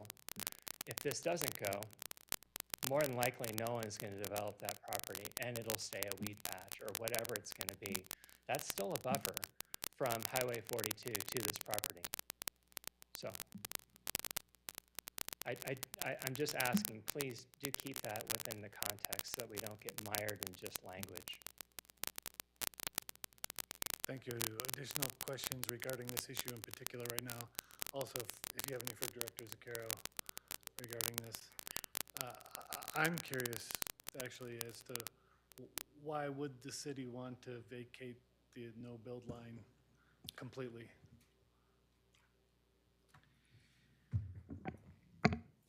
So I think I would understand that if you feel like the no-build line still has value for a potential future development, then you would probably not want to vacate it completely. I think in staff's analysis of this, if this project develops, we would expect it to be there for a very long time, or the building would get reused, or like Mr. Johnson said, maybe you would want to do some building additions, you know, to expand the facility, then that would allow for that to happen. So I think there's pros and cons to both of the options. And procedurally, if something like that happened in the future, if we kept it in place as currently proposed, it would certainly be open to a request. Yes, so it would still be open to a request, and it would also be any future building, you know, building addition that was more than a very minor building addition would also have to go through a PUD review. I don't know what criteria we would have in place at that point, you know, as it would relate to that. But I think we're looking at this as I mean, this is an industrial production development, but it's really designed as an amenity space and a restaurant and tasting room. It's going to feel very different as far as how it interacts with downtown. So that's what makes us comfortable with, you know, this buffer potentially going away, you know, with this development coming in. There is always the risk, though, that somebody could reuse it for a real industrial use that would be less desirable. But we would have, theoretically, we'd have PUD oversight of those development standards. Okay, thank you. Any additional questions? All right. I just have one. Please go ahead. Additional, kind of on that topic. You mentioned the stage area that would not be a permanent installation next to the old metal shop that would be permanently installed. That would not be a separate address, or that building would still be under the same occupancy and certificate of occupancy as the rest of the development, right? But if that no build line persisted, I guess I wonder if you could clarify about what the process would be for having a temporary installation of things like a stage, and how that would be essentially, you know, authorized or reviewed by the city on a temporary basis when it, you know, came in and out. I think from the staff standpoint, there's a couple options there. We could just write it into the annexation agreement so there was really, you know, a clarity that you could have these types of things within that no build area. I also do think that the no build area is a no building area. It doesn't say you can't have landscaping or flat work types of things. When we had looked at this, you know, well before this development came through, there were questions about what can you put in that area. If you actually look at the language of the agreement, I think staff's interpretation is it's a no building zone. So I think a temporary structure could be okay. Any type of flat work could be okay as well under even the current restriction, as long as it was truly temporary and not, you know, for a particular event. Thank you. Okay, blow it wide open for questions of the applicant as it relates to any aspect of the current proposal. Think back to before break. I had a question. So I appreciate the level of detail that you came with in this application. That does show a lot of thought and a lot of effort that goes into it, and obviously with the conversations that have gone through with staff as well. In the level of detail that you've provided, both the second floor plans for both buildings had various defined uses, but I didn't see any elevator. Are there no ADA requirements? And I just say that because kind of everything is predicated on this design, right, and this application. Are there no ADA requirements for access to those second floors? There isn't for the distillery side in terms of access up because of occupancy. We are talking about the accessible component for the event center and tasting room. So we have space. We have space for it, but we took our plans as far as we could until we knew we would have our approvals. Okay, and if there were a requirement for ADA access to that second floor, would that significantly change the content of the application that you put forth? No, zero. That's an internal building component, and it would be under building under the building permit process. That does not comply, or that is not, that's not a component for the PUD.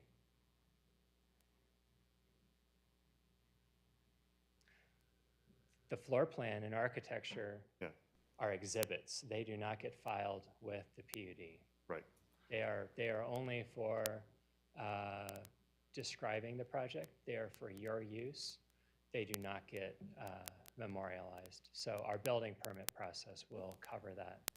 The parking is important, and that parking gets covered. Okay, and that's where I was thinking about the interaction, but okay, I appreciate it. Great. Thank you. Additional questions? Yeah. Commissioner Krantz, please. Thanks. Are the exterior lights going to be dark sky compliant? Yes. Cool. That's really, and then I have a question for Laura, the head distiller. I was just wondering if you have to, from your distillery in Denver, you probably know this, do you have to have any environmental permits, like air, water, anything like that, in order to, for this? I'm not familiar with what external emissions you have from a distillery business. Not to my knowledge in Denver. There's wastewater components that we'll comply with. Air, there was like wasn't it like a smell requirement or something with Denver? We have monitoring. There's not a particular permit that we have to apply for, but we do have monitoring, CO2 monitoring, things like that we do have to install in different parts of the And no VOC? system. I don't believe so, Okay. no.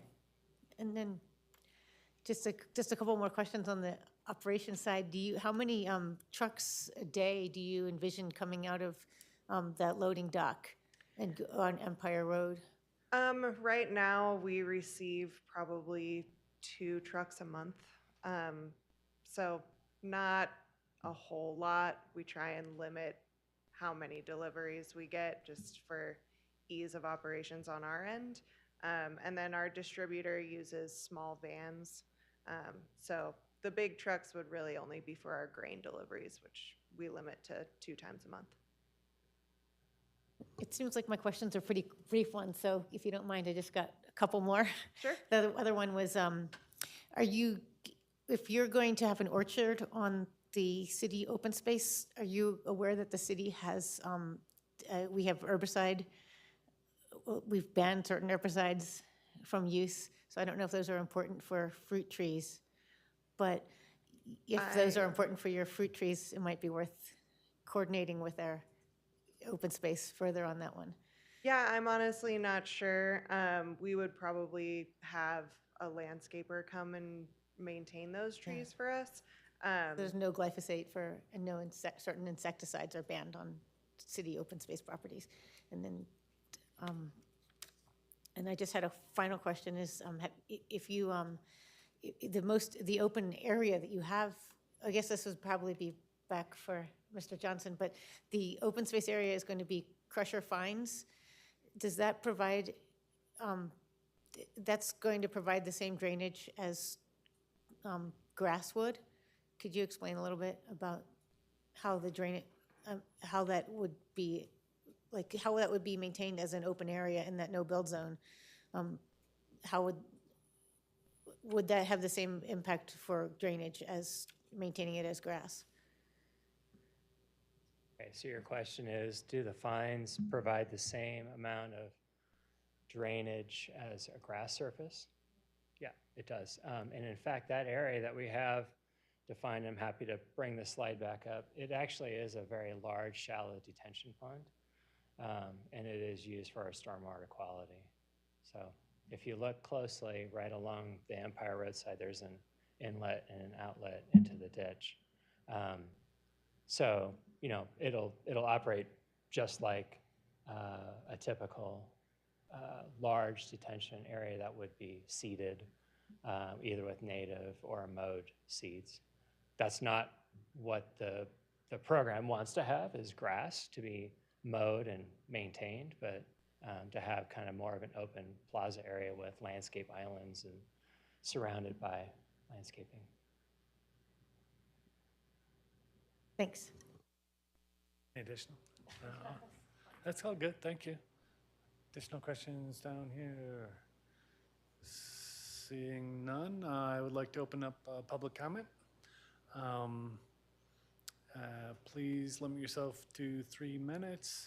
Begin with your name and city of residence. We believe we have at least one card. Welcome up, Ms. Bedell.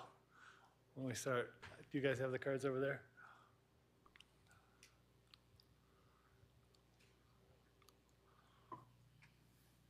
Hi, my name is Cindy Bedell. I live in Louisville. Just listening to this tonight, I just had a question. Like, why was there a no-build line? What was the purpose of that? And why would we take that away? Because once we take that away, once we remove the no-build line, we can't put it back. So I think it'd be important to be cautious and leave that no-build line in there. And it sounds like for the current development, it would be just fine. And what we should be approving is the current development, not possible future expansions. We should look at what's before of us tonight, is what I'm trying to say. And secondly, the dark night sky lighting would be wonderful if you could actually can put that in there as a requirement.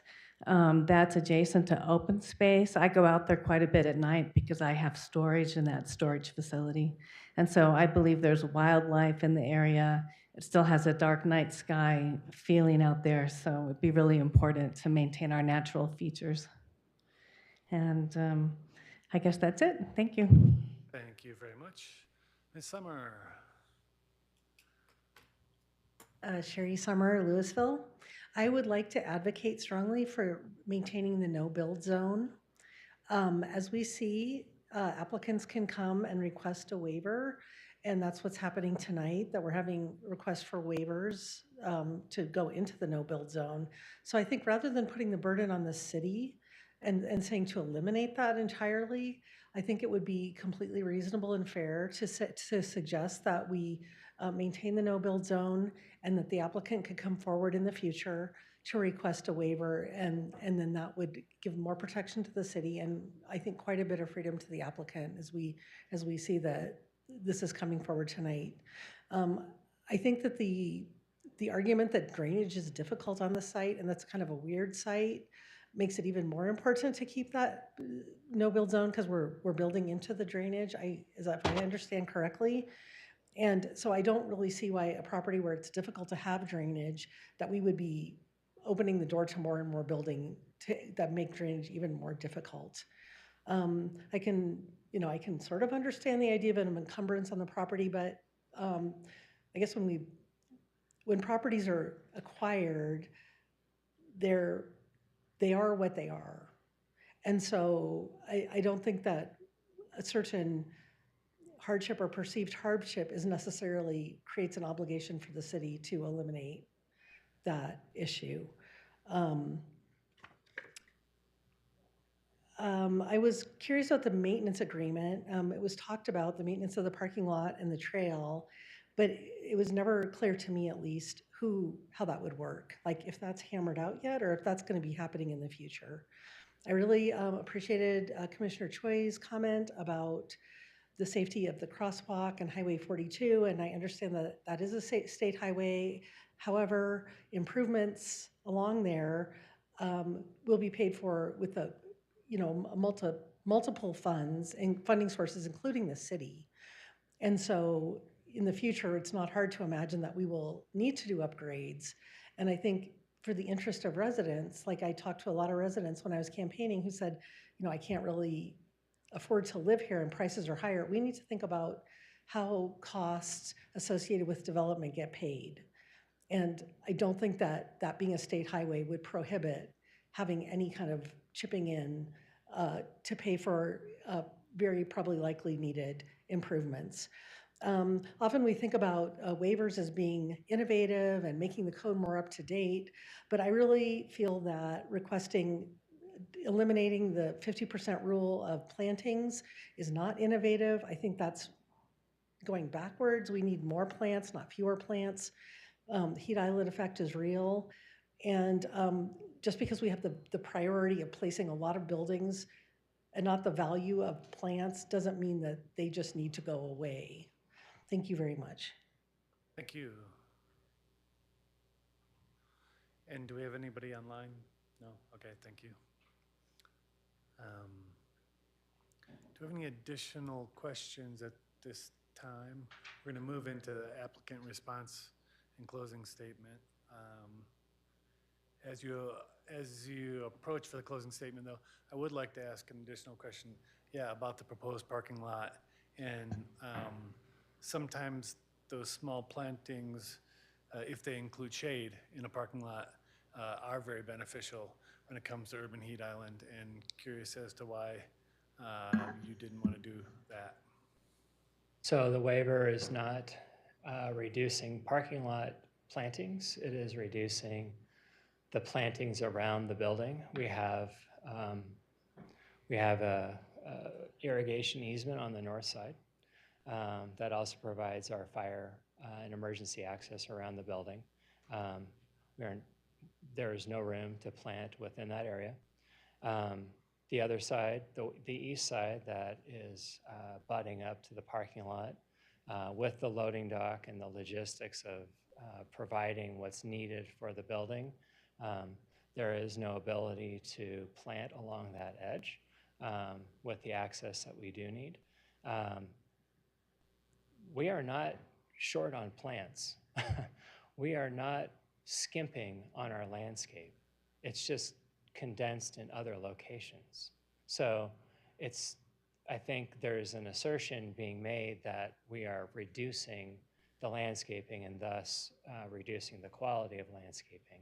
It's just being focused in other locations so that the rest of the site can work. The drainage does make a big deal. That parking lot is tiered in a way where one side's lower than the other. It makes that median actually a little difficult between the two parking sides to landscape. We are still landscaping it. We are still trying to maintain a high quality of parking lot landscaping. We are introducing a lot of trees into this site in addition to the existing ones that are currently there. So I think studying the landscape plan more closely, those become much more apparent. Does that answer your question? Thank you, yeah. Welcome. Yeah. Your answer confused me, though. Okay. Because it says that you are requesting landscape waivers from the requirements pertaining to plantings interior to parking lots. That is correct. So I was just confused to your answer to what Chair Brown and I said. Yeah, so let me clarify. We have plantings in that strip between the two parking lots. We don't have as many as is required because it's narrow, because it's tiered, because it's split between the two sides, specifically so the drainage will work on the site. So that is the clarification. It is a technicality. Last chance, seeing none, please. Okay. Closing statement. I was going to mention those in my closing statements.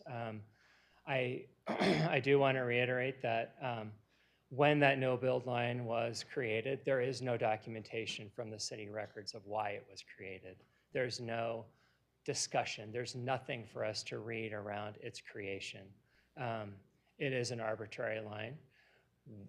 We, obviously, from the design that we presented, feel like open space, open area is important, and we have provided that. That is a very important part of this design. And I think our engagement with the city-owned lot as a continuation of that is important. I realize that we are proposing to put a historic building in the middle of that. It complicates the whole no-build discussion. It kind of makes it feel a bit irrelevant, but it would feel odd to have that ability to locate a historic building, presumably with grant funding, presumably as a landmark structure, and not really make it special. not let it be front and center and let it be a real public-facing building, especially one that came from downtown and wants to be closer to downtown.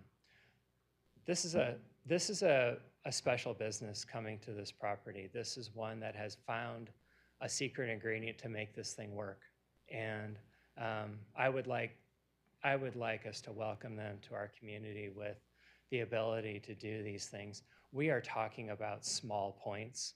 We are talking about a big leap forward with a really great business coming into Louisville. So with that in mind, we're looking forward to your deliberation and hopefully a positive vote. So thank you. Thank you. And with that, does staff wish to address anything or have a closing statement? No, thank you, Chair. Thank you. I will now close the public hearing, and the planning commissioners will deliberate on the evidence presented. During deliberations, no further public comment or other testimony or evidence will be received. Do I have any volunteers to begin our discussions, deliberations? Yes. Commissioner Baskett, please. I'm in strong support of this project. I think that it would bring a unique venue to Louisville where you'd hear people say, I'm going to go up to Ironton in Louisville. I mean, I can totally visualize how this could function as an extension of downtown, connected to downtown, connected to the Aquarius open space, a very active community that uses the paths around and near there. I am not at all uncomfortable with moving the no-build line and with the way the resolution is currently written, which says moving the line to accommodate the existing building and to accommodate the historic structure. I think that adding the historic structure to this is part of the special sauce that would make it even more unique and attractive to people visiting. I am not disturbed in having less no-build area because I think that the intention, what little was in the memo, what little we know about why that no-build area was created is to create a gateway. And with the proposed landscaping and the proposed use, I think indeed it enhances the gateway way beyond what it looks like today. And God forbid we wind up not getting this proposal and we get an industrial proposal in there later on. That's not going to be a gateway. It's going to be an industrial use. So I think that concludes my comments. I'm in support of the resolution as it's drafted. Thanks. Thank you. Commissioner Howe. Go down the line, as you say. So I looked at each of the codes. There's the PUD, plat and easement vacation, the SRU criteria, and the annexation agreement amendment. I thought, regarding the PUD, I thought it was compliant to all 6 waivers, and usually I'm a stickler for the waivers, but I thought they met all the IDDSG waivers. The plat and easement vacation, I also would agree with Commissioner Baskett that I agree how it's written. I like the no-build zone applying to the proposal as applied for, and not removing the no-building zone. The SRU criteria, allowing the tasting room, I thought it met all the criteria. The only one that I had mentioned in my comments was the number 5, the adequate amount and proper location of pedestrian walks. We just want to make sure if people are going to walk along Empire Road, as I've driven down that road, I always note how close the road is to the grass and property lines. So you just want to make sure that that's safe, but it seems like the applicant understands that concern. And the annexation agreement amendment. Yeah, I agree with the way it's written to not remove reference to the no building zone. I think this is, as I've said in the past, a win-win-win. When I think about the codes, I think it meets them. When I think about the benefit to the city, I think it is a benefit. It is an improvement to that land and a good land use for this proposal, Ironton. I think the citizens will benefit from it. And I'm sure we'll get maybe some revenue from the city for it. So I think that you get wins for the citizens, applicant, and the city. So I'm in favor of it. Thank you very much. Commissioner Osterman. Thanks. Let's see. I'm also really excited about this proposal. I think it's a great addition to our community. I really appreciated the presentation from the applicants. I think I echo the sentiments of the other commissioners. I guess the one piece where I'm personally still just slightly confused, because a lot of different things were said, was again about the no build line. And so I guess what's confusing me is in our packet, it sounds like the annexation agreement would be amended as currently stated to move the no build line. And if that is the case, that means that if the property was sold and then a future developer were to come, that there could potentially be an industrial build. But I'm not sure. Like I said, I'm a little bit confused still. I think that what makes sense, as the other commissioners said, was to have the amendment language in the PUD, so a waiver for this particular use case, because the use case, I think that they have demonstrated the reason why the line needs to be moved to accommodate for the building. All that makes sense. And so I'm just wanting to double, triple verify that the annexation agreement is not being amended, if that makes sense. Maybe I'm just overly confusing things. It got a little muddy, not you, the whole issue got a little muddy, it's not you. So Commissioner Krantz.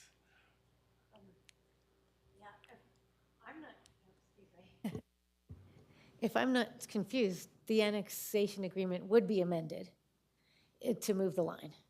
And if I'm understanding that all correctly, I completely agree with Commissioner Howe's analysis that I'm fully in support of this. It sounds like an amazing addition to our community and a great thing. And I'm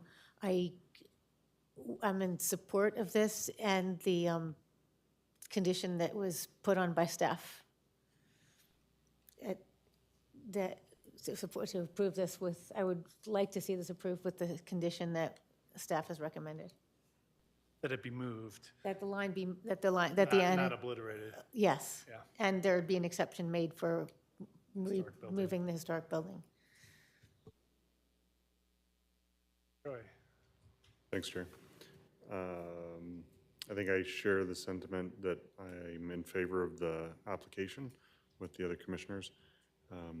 A couple of things that stand out for me in particular is a pretty glaring lack of any real justification as to why a no building line was established to begin with. In the original exhibits from the annexation, there doesn't seem to be any justification as to why an arbitrary line was drawn to begin with. It just says we're going to draw a line.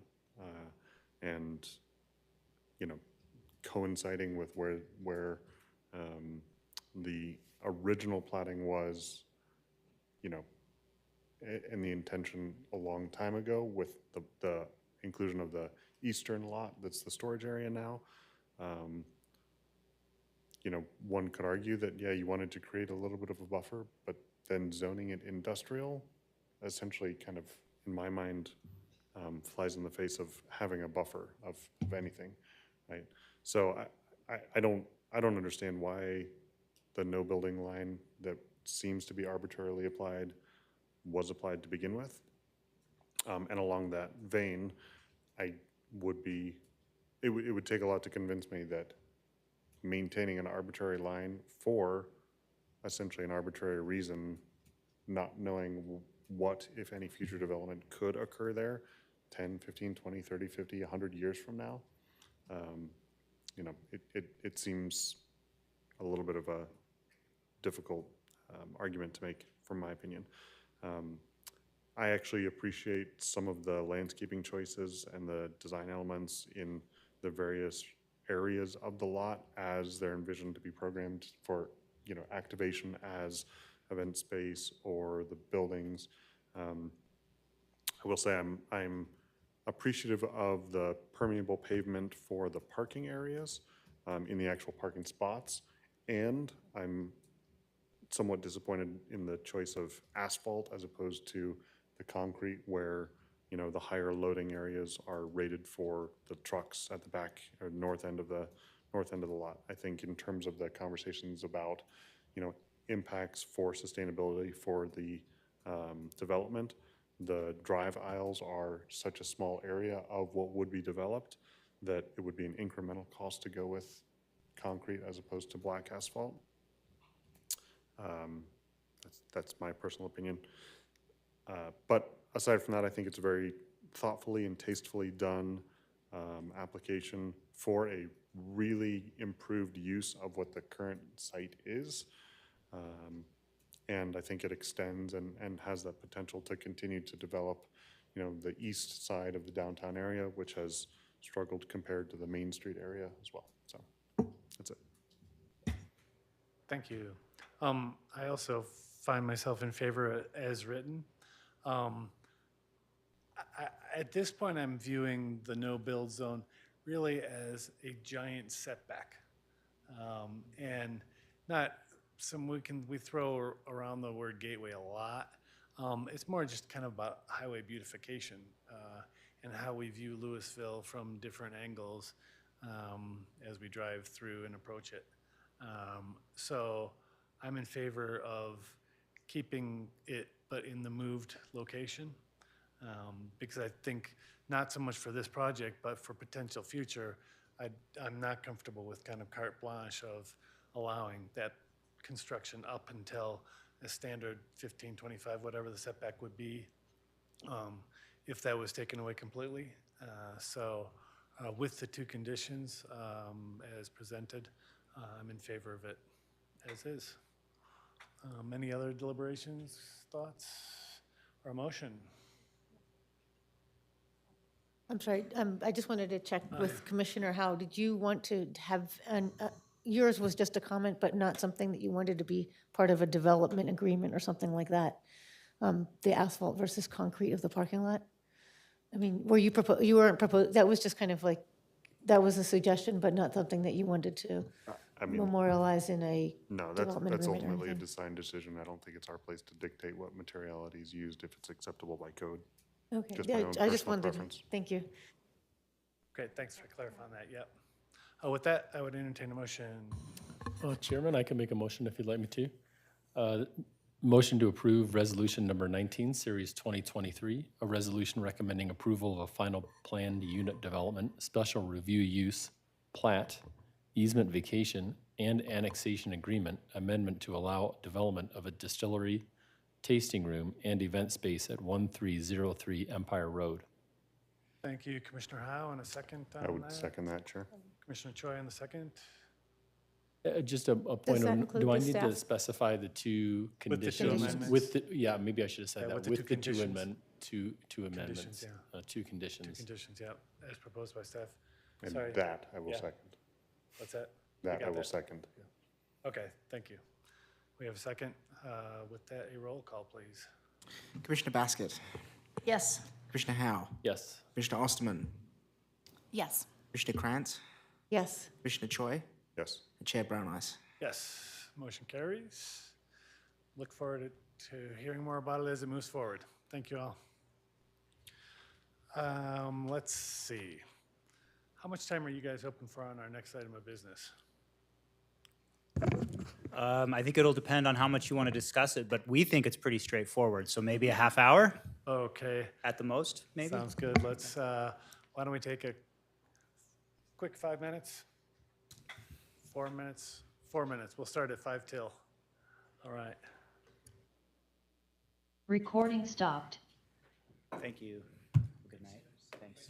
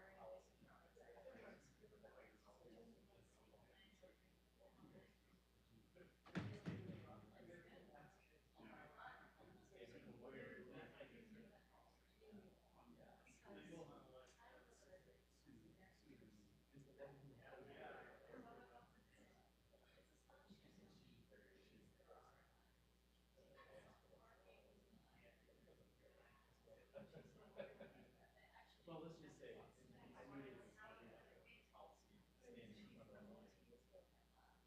Well, that's a very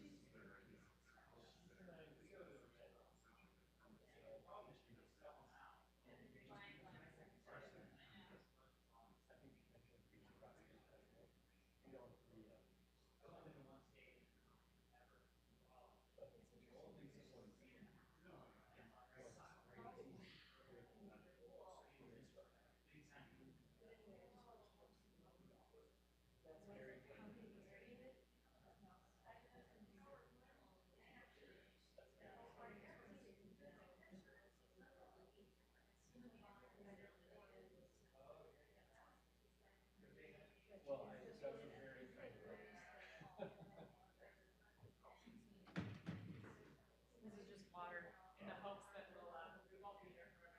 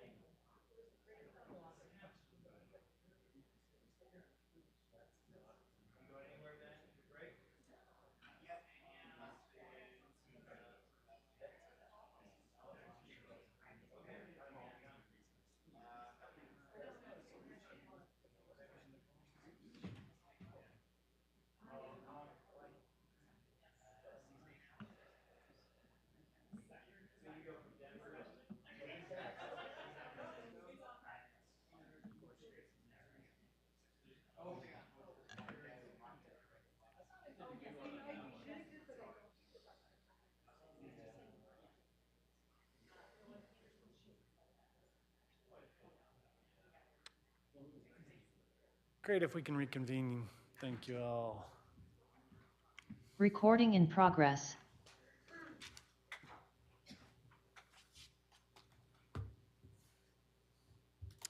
I will now open the public hearing on a discussion of a expedited PUD process, Resolution 20 Series 2023, regarding revisions to the expedited planned unit development process. The purpose, I will give the full script at this point though. The purpose of the public hearing is to receive evidence regarding the application materials and provide a forum, public forum for all interested parties who wish to comment on this request before the Planning Commission. The procedure for the public hearing will be as follows. First, there will be a presentation and testimony by city staff, followed by questions from the Planning Commission to staff. After this presentation, members of the public who have joined the meeting in person by computer or telephone may speak regarding the application, Anyone who would like to speak is asked to complete a speaker card, use the raise hand function if participating by computer, or *9 if calling in by telephone. Please limit your comments to 3 minutes per person. The purpose of public comment is to receive public testimony, not a forum for debate or dialogue. Commenters are encouraged to raise pertinent issues and may ask questions for clarity. However, these questions will not be directly answered during the public comment period. The applicant, which is staff, will then be allowed to make a closing statement. I will then close the public hearing and no further testimony or other evidence will be received unless the commission decides to reopen the hearing. The Planning Commission will discuss the matter and may approve with conditions, deny, or continue to a future meeting. Public hearings are recorded for the public record. All testimony must be presented after stating your full name and address or a city of residence. Does anyone participating in this hearing object to the procedure I've described? Seeing none, do we have notification?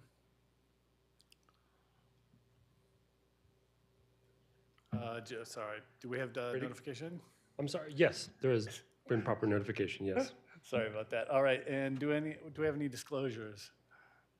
Seeing none, we'd ask you to please proceed. Thank you. So Jeff Hurt with the Planning Division. So we have an ordinance before you tonight to update the zoning code for the expedited PUD process, and all public notice requirements were met for this case.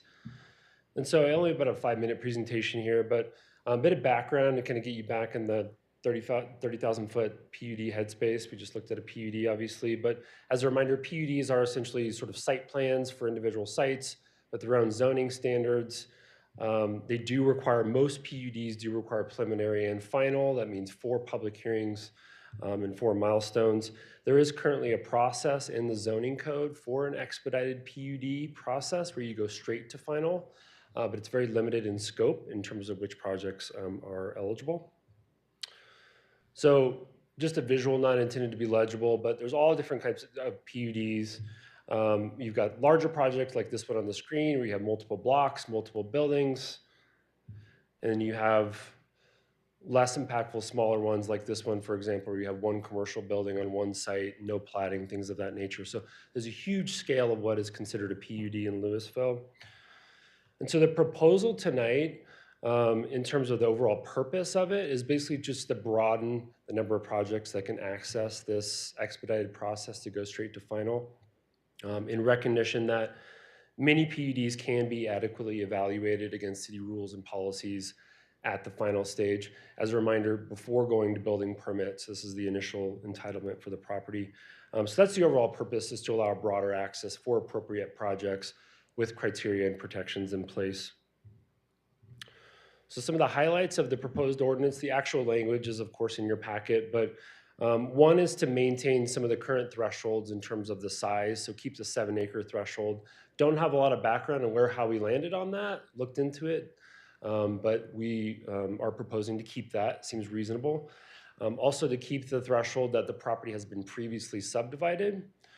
And so the proposal also would eliminate that the PUD, this is where you get into some of the issues we've had in the past with how limited the scope is of these projects. So the proposal is to eliminate that the PUD must be in a general development plan with specific type of zoning, and that limits geographically to only a few areas of the city where there's GDPs in and around the McCaslin corridor, some parts of the CTC. It's a very limited scope in the city geographically what is actually in a GDP. And then to actually add in as part of this proposal that any platting as part of the PUD would have to be below the minor subdivision threshold. So that's essentially 2 lots or less, minor platting is happening. So happy to talk about how we landed on those specific criteria in terms of what we believe as staff is a better sort of metric for what an impactful project is.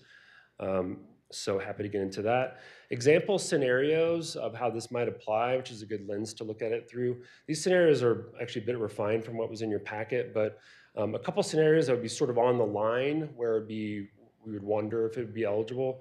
One would be if there's a proposed commercial building. So one commercial building on one site, say there's 2 tenant spaces, so 2 uses would go in there. Less than 7 acres already subdivided. More than likely, yes, that would be eligible for this expedited PUD process. And happy to talk about the logic behind that. Where you get into a possible no would be a scenario where if you had like 2 buildings across 2 different blocks where you're creating new blocks, new streets, things of that nature, that would probably not be eligible for expedited PUD because you'd be talking about street connections, things of that nature, and you probably would be platting beyond the minor subdivision threshold in that case. Happy to talk about that kind of scenario too and how it would apply. So staff's recommendation is for approval of this resolution, and happy to answer any questions of Planning Commission. Can you jump back to the previous slide, please? And I'll welcome questions from anybody who may have them at this point, but Commissioner Basket. Jeff, you just alluded to the 7-acre.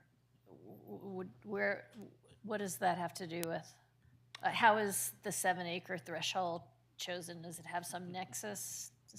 It's what's in the current ordinance, and that's not a good answer. But absent doing a whole analysis of different sites, and we haven't found any good record of where that 7-acre came from. We looked at staff reports from the whatever it was 1993 ordinance. There's no mention of that. So we're proposing to keep it just as a part of this sort of cleanup. We're not getting it perfect, but we're cleaning it up. Well, that relates to my other questions. So is this part of a bigger picture of code revisions? We don't have any sort of go ahead, Rob, if you want to, Maybe it's a Band-Aid of code revisions. I think there's been discussion, including on city council work plans, so it's pretty formal about when we come out of the comprehensive plan, entering into a comprehensive code rewrite. So I think if that actually comes to fruition, this would probably be more of a Band-Aid, and we could revisit this in more detail, more comprehensively. So I think this also codifies some of our practice. You see PUDs in the Colorado Tech Center all the time that are single lot PUDs. The practice is we take those straight to final. We're trying to put that into code because right now there's code provisions that probably wouldn't support that technically. So this is a little bit of a Band-Aid. It puts into code what our practice is for these single lot commercial developments. Thank you, Rob. I don't know which staff might be able to answer my last question. Did staff receive feedback from the development community specifically saying, hey, why don't you fix this, it's killing us? And did staff get any comments about this proposed revision from the development community saying this would be helpful? Not on this specific, public hearing and notice and all that, but we definitely hear. Rob has heard more than me, but we're in this comp plan process. We're doing interviews with developers. We're doing interviews with developers all the time. There's a bigger picture concern about our PUD process that is a more holistic, I think, conversation that needs to be had. But certainly, there's comments from the development community that many projects can be adequately evaluated with a final PUD process. And I mean, it's a bit of an assumption because we don't have a written comment or anything like that on the specific item, but I think we feel confident. I just wondered at what space this was happening in. Yeah. And I just want to add, I think we're doing this too because we feel like, a lot of the reason that we have these codes is to protect the neighborhoods and the neighboring property owner and the community as a whole and make sure that it's meeting the intended, vision for the city. These are small enough, and that's probably has something to do with the 7-acre. I mean, you could pick lots of different numbers, but the idea if it's a big project, it's going to have a bigger impact potentially on the surroundings. And so at some point, you probably do want to do that. I think from staff's point of view, these are small projects, so it's not all about making the developers happy, too. I just want to make that clear. It's about we think these are small enough projects. This would capture the small enough projects that a single PUD hearing would be adequate. I've seen I think the benefit of a preliminary requirement a lot of the time also is that an applicant can not, they can give a smaller application. They don't have to invest in full construction documents, full civil documents, for example. So there is a benefit to the applicant to do a preliminary, but on a small single lot development, it really doesn't help them at all. It just adds months and months and a couple of public hearings. Thank you. That actually answers my question. Thank you, Commissioner Choi. Thanks, Chair. I'm curious, not knowing our full code by heart, are there any sections in the code, and is there any intention, well, before I ask the question, let me preface it by focusing on the example that you put up there. You know, you have two different examples, one that would or one that would not ostensibly, but you use the words likely or unlikely. And I frequently find a little bit of difficulty in dealing with certain, you know, code interpretations by various municipalities or authorities having jurisdiction where, you know, there are those qualifying words like likely or unlikely. If the intent is to, as Director Zaccaro puts this, to try to codify the current practice, is there in our current code in other sections, or is there an intention in this section to have something in there that includes, you know, at the discretion of, you know, the director of planning or some other entity within the city that would provide the determination as to whether it is yes or no, not likely or unlikely? Yeah, so we could pull up the specific language. These are just the high points, but it's written as a shall be eligible if you're under 7 acres currently. That's what it is. And if you're already subdivided and you're not platting beyond the minor subdivision threshold, which is pretty clearly defined. And then there's a statement at the end where the director can make the determination regarding material impacts as it relates to basically public spaces, so utilities, streets, open space, things of that nature. And material change in that language is parallel language to what we've used in other parts of the code in terms of our ability to say what is significant or impactful. So that's the intent, is for that to be a bit of a catch-all, but for there to be a little bit of flexibility in there, but a little bit more predictability than what we have now. So is it reasonable to anticipate that for every application that would come through that would potentially qualify for an expedited PUD, that it would still be reviewed through the hierarchical approvals within the planning department, and there would be a decision made as to whether it would follow a traditional preliminary and final or try to be proposed for an expedited? Yeah, I would envision, for example, so if the director determined that something was eligible for expedited PUD, that would come to Planning Commission still, right, as a final PUD. So as part of that final PUD analysis and presentation to the commission, that would be what I would envision a finding in the staff report that would say this is why. Yeah. Okay, thank you. And at that point, we could still have the option of continuing because we wanted certain questions answered, that there simply wasn't enough evidence for it in that expedited hearing. Absolutely, yeah. It's still, to clarify, has a public hearing for Planning Commission and City Council. So we just skipped to that more granular level of detail rather than that preliminary, more high-level conceptual thing, yeah. Thank you. Additional questions for staff, please, Commissioner. You mentioned that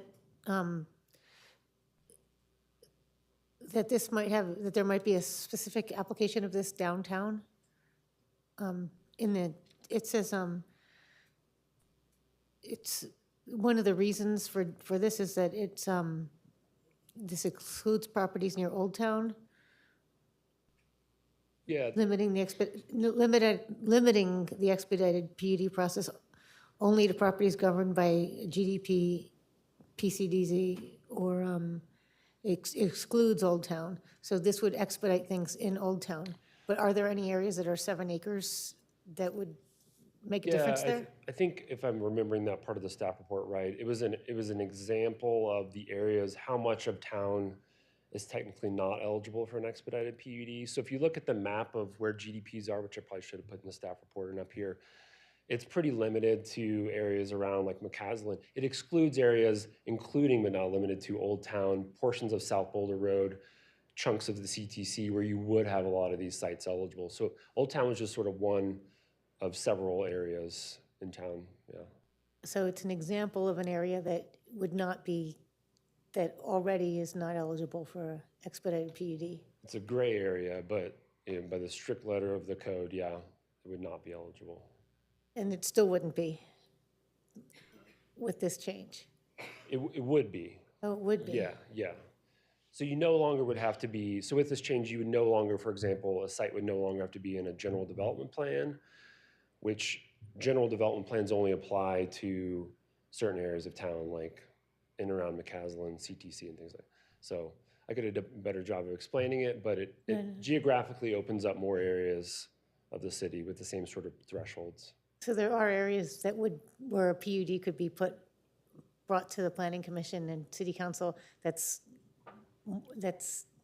7 acres or more, or? If it's 7 acres or more, no matter where it is in the city, it would probably not be able, it would probably still do the same thing as now, preliminary and final. Okay. Yeah. Additional questions? Commissioner Howe? I think I know the answer to this, Jeff, but if you could just clarify. There's no way that this expedited PUD would go straight to the city council? It would still have to go through the planning commission? That's correct. It just becomes a final PUD, which planning commission and city council, but always planning commission first, yeah. I just wanted to clarify that, thanks. Seeing no additional questions at this time, I'd like to open it up for public comment. Please limit yourself to 3 minutes with name and city of residence. Can we double check on Zoom and Ms. Summer? Sorry, what? You have more presentation? No, that's. Oh, okay. No. Okay, great, Yeah, thanks. yeah, thanks. Thank you for the presentation. Oh, thanks. I just had to say something because I'm still here. Sherry Summer, Louisville. At first I was kind of thinking, well, this is interesting because they're adding the concept plan review, which is an extra step and it's kind of a good check and one that developers want, so they get more informed. And then taking away some of the parts of this, sort of expediting the PUD, but it actually does make sense. I mean, it does seem to eliminate some reasonable hurdles, I believe, as long as you stick to the criteria of like one building on 7 acres. Thank you. Great, thank you very much. Appreciate it. Do we have a staff closing statement? From the chair, sign yes. No, the only closing statement is we recognize that this isn't perfect, nor is the PUD process as a whole, but we do think it makes it better and more accessible and more efficient for both staff and planning commission. Thank you. With that then, I will now close the public hearing. And the planning commissioners will deliberate on the evidence presented. During deliberations, no further public comment or other testimony or evidence will be received. Rachel Whitwell, maybe on the right side of the dais here this evening. Commissioner Choi. Thank you, Chair. I do like the bumpers that staff is proposing to keep in the bowling lane of the PUD process. You know, having some thresholds where stuff still goes through it, I think is appropriate. And I also appreciate the elimination of undue burden where it doesn't add a lot of value to the process for smaller projects like this. So I'm in support. Thanks. I'm in support as well. Thank you. Commissioner Osterman? I'm in support. Commissioner Howe? I'll say I'm in support, but I do have another comment here. And it's a little bit off of the typical discussion about this, but in the discussion of PUDs in the past, I believe the PUDs have a lifetime of 2 years, and then you have to renew 3 years, and then you have to, thank you, Director Zaccaro, for that. And then you have to renew them I believe there should be a whole new, that should expire. And I think that would be an incentive for developers to build within that time. And then they, at that time, if it expires, they have to start from scratch. I think that's a disincentive that encourages developers to do what was agreed on in the time that is proposed. I believe that this proposal, we've been doing this a few times. People have been coming up and saying, yeah, let's skip this and go right to the final PUD. So I don't think this is actually anything new. We've actually done this a few times, I think. Thank you. Commissioner Basket. I'm in support. Thank you. I also am in support of this time.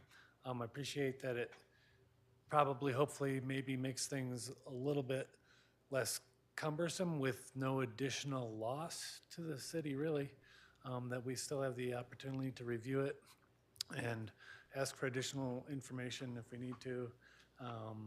So to me, it's a good solution for now. We'll see what happens in the future for the larger, bigger picture issue of code itself. So with that, I would entertain a motion, please. Chair, I'll.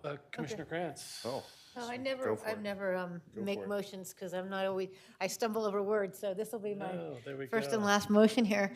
I'd like to make a motion to approve Resolution 20, Series 2023, recommending the City Council approve an ordinance amending Title 17 of the Louisville Municipal Code to revise the expedited PUD process. And do I have a second? Second. Commissioner Osterman with the second. Thank you all both so much. Roll call vote, please. Commissioner Basket, Yes. Commissioner Howe, Yes. Commissioner Osterman, Yes. Commissioner Krantz, Yes. Commissioner Choi, Yes. and Chair Brown Eyes. Yes, motion carries. Thank you all for your work on this. No, really. Thank you. With that then, we will look at Planning Commission comments. Does anybody like to make any comments? If I could use a few moments of your time to make a few acknowledgements, that would be great. One, to the city of Louisville. I'm grateful to have been given the opportunity to participate as a planning commissioner for 6 years. To my fellow planning commissioners, past and present, as well as the planning staff, I've enjoyed our discussions and value your dedication to city and code, even though our numerous remote sessions during COVID lockdowns were a hurdle. To the citizens of Louisville, thank you for your integrity and effective participation. I always enjoy reading your comments and have read each and every one. And finally, for my Ward 2 constituents, thank you all for your compassion, encouragement, and support. Let's help get everyone back to their home. Any additional Planning Commission comments? Yeah, Commissioner Krantz, please. Sure. I appreciate you saying that because I feel the same way, though I've only been on Planning Commission for 2 years. The staff has been incredibly helpful, and my fellow commissioners have been wonderful in teaching me things along the way. It was a steep learning curve to join the Planning Commission, and I, like Steve says, good luck moving forward. I also, you know what, I'm really glad that you said that about the public, because Sherry, thanks for being here for so many, meetings, and I, like Commissioner Howell, we like to read all the public comments, and it's so much better when there's somebody in the room. Yes. So, yeah, thanks all you guys. I want to, did you? want to say? Yeah? Oh, sure. No, it's a wonderful opportunity, yes. Commissioner I Ostman. wasn't totally sure if this was my opportunity. Yeah. So tonight is my last Planning Commission meeting, and I just wanted to say how much I've really appreciated the opportunity to participate on Planning Commission and work with all of you. It's been a wonderful experience. I just really respect this commission, city staff, and all the work that you do, and echo what Tamar said, since we came on at the same time about the steep learning curve. But it's really been wonderful, and I wish I could continue, but I I will continue from afar and participate. Thanks. Thank you. Additional thoughts? So I do want to thank everybody. The more I thought about it, really, it's a celebration of participatory democracy, which I think at this point in history is more important than ever. And so while I'm thanking all of the commissioners and staff, everybody who's participated, even people who've just watched at home and never even spoken up, but then in particular the people who do show up and speak out and share your thoughts. I know for a fact that we're a better community for all of that. While I want to thank everybody for their past year of work on the commission, it really is a much bigger issue at hand, and I'm very grateful for that. So thank you all. With that, we have any staff comments? Oh, Commissioner Krantz, please. Oh, no, I thought you were going to move to close the hearing. Oh, okay, yeah. Oh, we'll let you do that too. Yeah, sorry. Yeah, yes. very quickly, thank you to the commission. You all are volunteers. You do amazing work on behalf of the community. We're all lucky to have your dedicated service. Every year we do what is very much a token of the appreciation. I wish we could do more, but we do have a token of appreciation from the city for all of your efforts. We've got some amazing huckleberry pies from the city for each of you to pick up before you go home this evening. So thank you. Thank you. With that, Commissioner Krantz, a motion. I move to adjourn. So we have a second on my left. Second. All in favor? Aye. Thank you all. Happy holidays.